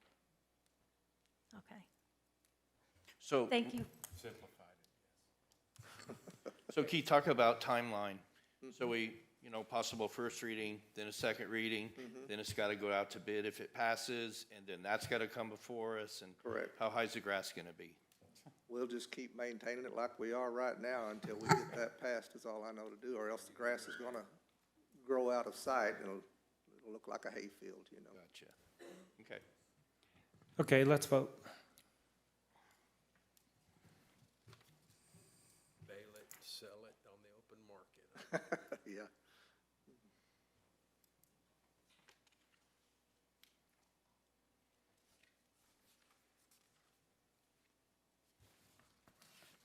the motion passes 5-0. Your Honor, the next item is disbursements. The floor is open for a motion to acknowledge receipt of disbursements from May 7th, 2021 through May 27th, 2021. We have a motion and a second. Is there any discussion? I had just a couple of questions. I wonder if the alderman actually looked through these disbursements.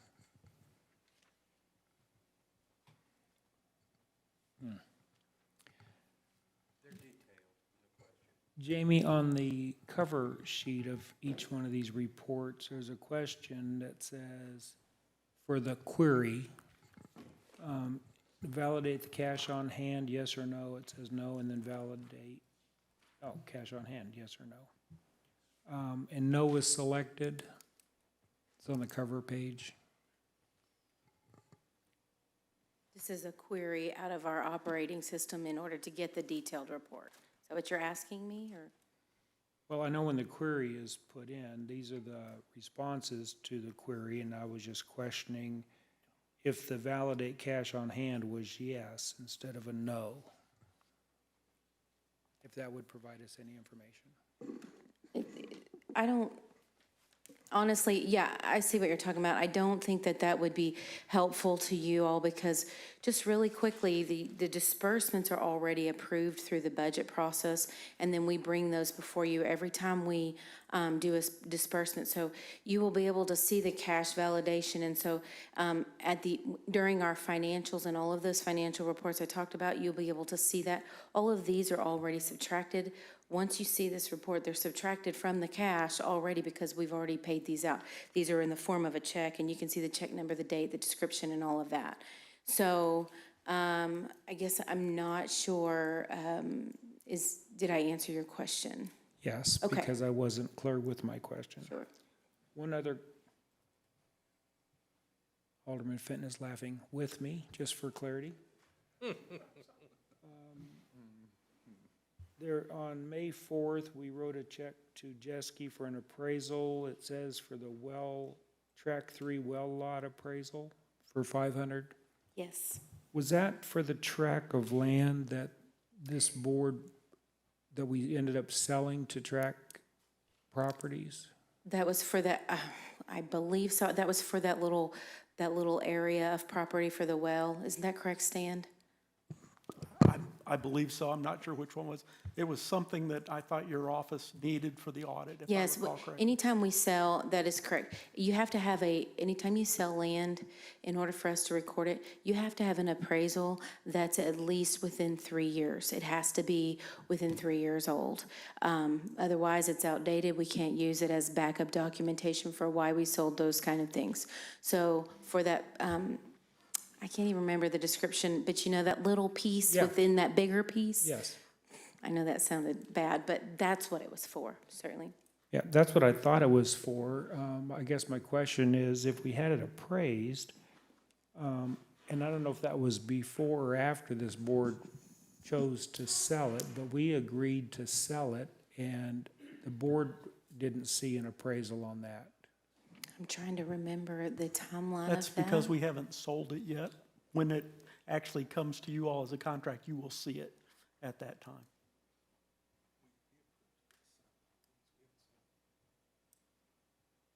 Okay, so we'll see a copy of this? Yeah, yeah. Okay.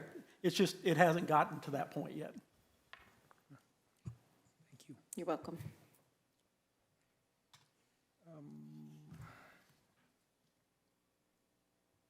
We have a motion and a second.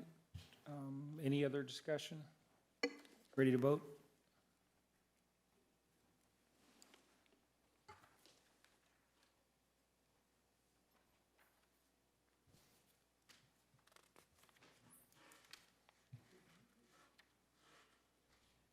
Motion carries 5-0. Boy, we're on pace to meet the time we finished last time. Reports. Alderman Denham, you want to start us off? I just wanted to let everyone know that tomorrow at 4 o'clock, ribbon cutting at Pizza by the Slice down by Cadoba's. So that'll be at 4 o'clock if anyone's interested. And also Elevate Branson is having their June graduation, 7 p.m. tomorrow night if anyone wanted to attend.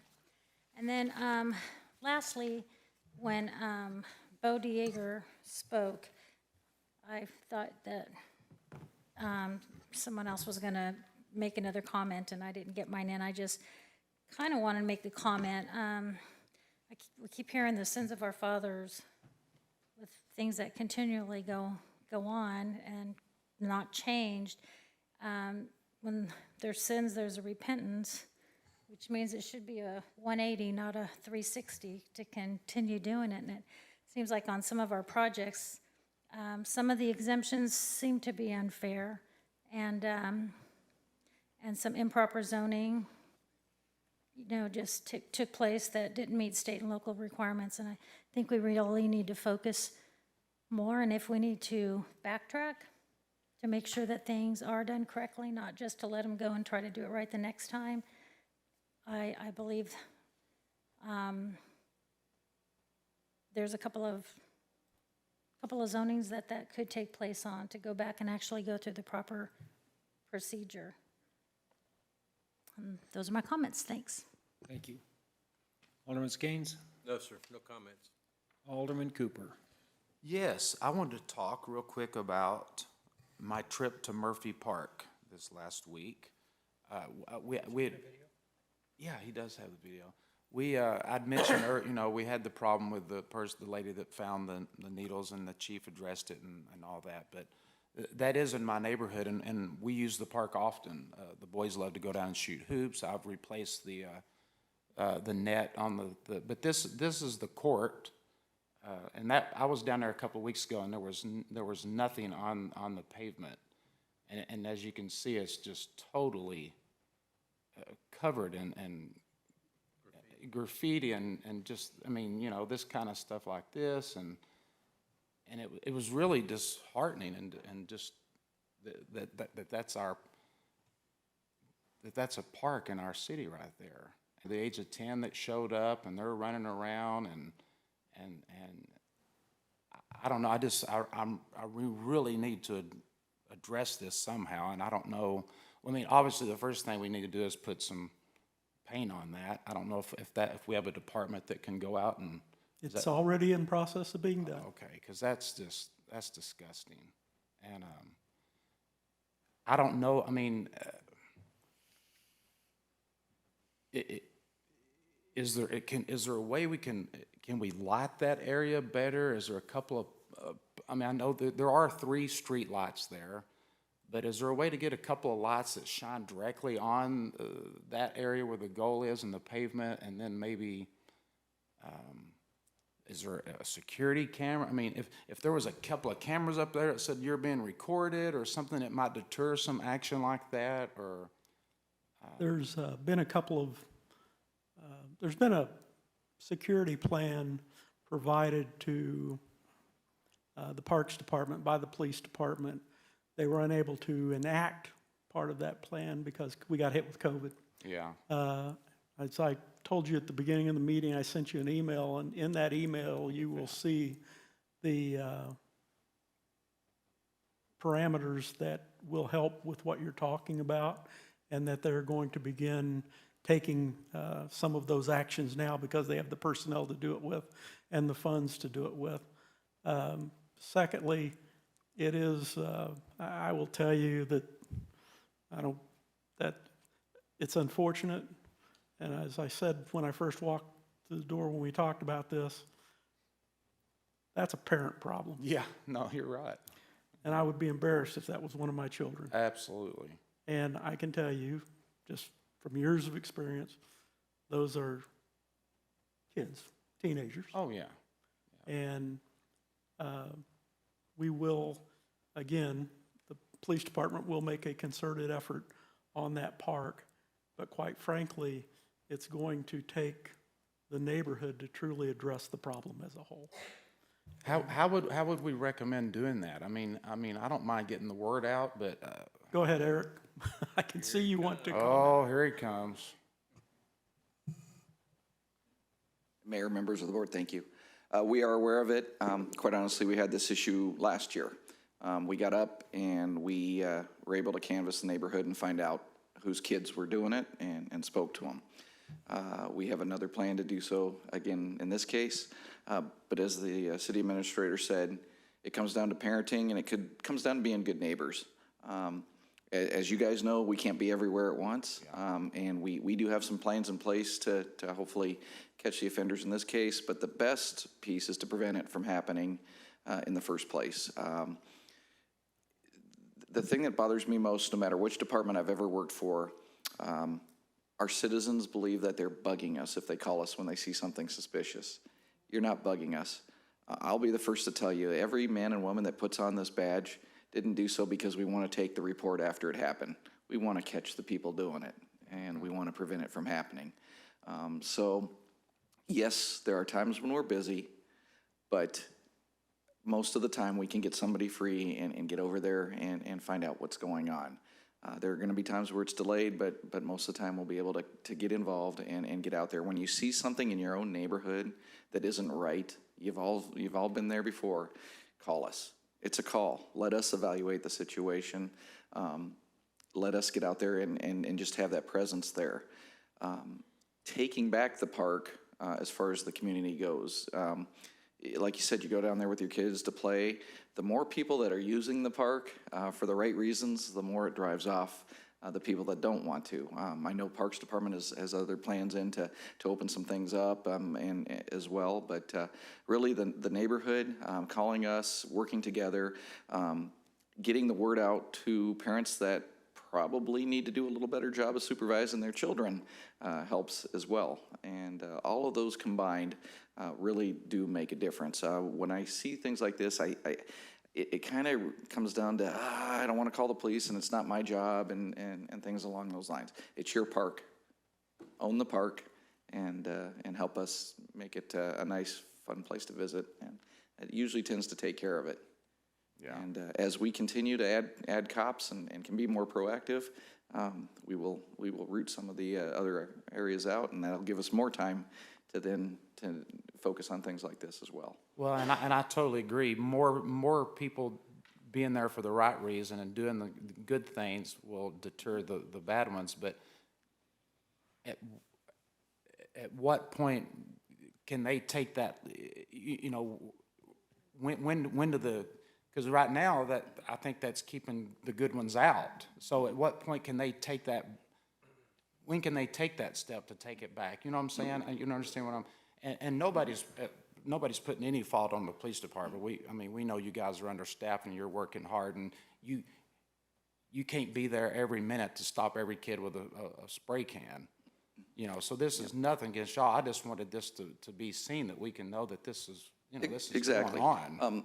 And what we're seeing, you know, as the city administrator said, this is, we're not dealing with gangs. We're not, you know, this is simple tagging and graffiti. And it's kids that don't have anything really better to do. So, you know what? When other kids are out there playing basketball and stuff, guess what? Those kids that have nothing better to do might want to join in and play as well.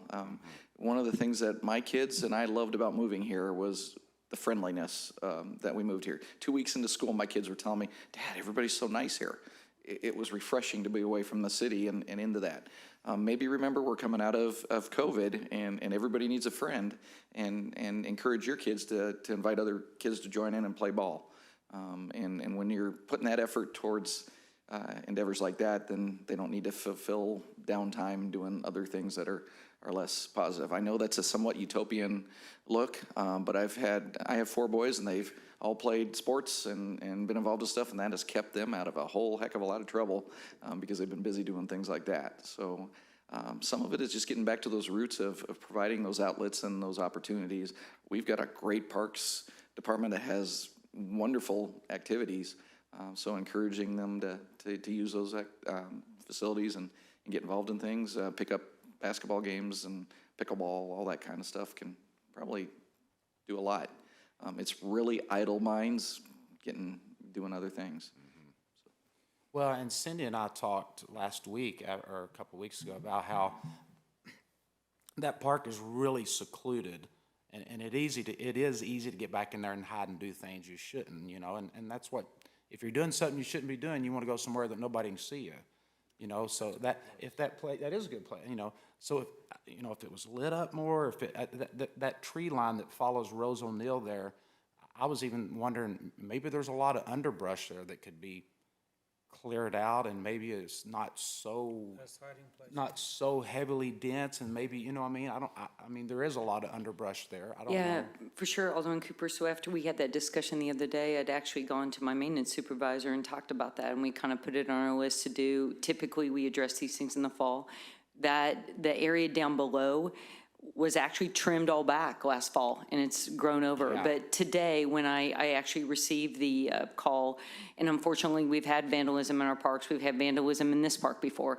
So we've already gone down there. We spent all afternoon with the power washer getting off as much as we can of that cord, and then we'll actually paint it is what we'll do, paint it over. But I had our maintenance supervisor, when he was doing that, look at the trees, because you and I mentioned that. And so actually he sent me an email this afternoon kind of with a plan to kind of trim some areas. It definitely will help with sight lines, but it is secluded back there. It for sure is. And so a few years ago, we worked with the police officer, Donathan, to identify some areas at Stocksville Park to trim and, you know, make sure, like in the tennis court area, you could see all the way back to the courts. So that's something that we have applied to this park. We will apply again if it's grown up. But I do agree with the administrator as far as cameras would be good if that's something we could look at. And really the biggest thing of all is what Eric mentioned, is community policing and getting the ownership from the community. And so we'll continue to work with ways to do that. Awesome. Well, thank you. Appreciate it. Thank you, Eric. You're welcome. Alderman Fenton? I'll be brief, which I know I'm not known for, but right. So we had our town hall meeting, our Ward 2 town hall meeting after our last board meeting. So I'd like to, you know, just thank everybody that attended that. I thought it was a really good meeting. Mayor was there, and we had some good feedback from the folks, and got to visit afterwards, and so I appreciate that. As always, I appreciate everybody that was here tonight and provided, some context for us and some information. So staff and folks out here, I appreciate you guys. And lastly, I know I said it before, but you got to hear it again. So I'm going to wish my daughter a happy birthday. It's her 9th birthday. And so happy birthday. Hopefully I'll get to come home soon. I have no report. Administrator, I will be extremely brief as I can be. I was honored to welcome the governor and 255 policemen and their families to the Branson Bell Friday night for dinner. The governor was so kind as to accuse me of shaking him down for money when he came and visited us, to the point that he said he had to have his security detail check his wallet. But and I would also like to publicly thank Captain Linda McCormick of the Salvation Army, who will be leaving our community to go to Fort Dodge, Iowa. Linda has been a wonderful person to work with, and she has been a true blessing for us from a city perspective in helping us solve some of the issues and problems that we come across, and we will sadly miss her, and I'm looking forward to whoever they replace her with. Thank you. thank you. In the interest of time, I have no report, and the floor is open to adjourn the meeting. Do I hear a motion?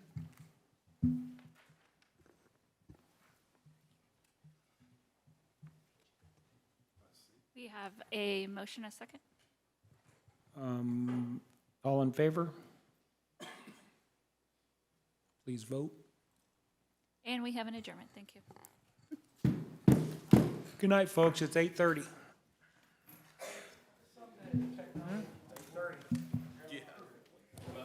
Great job, buddy.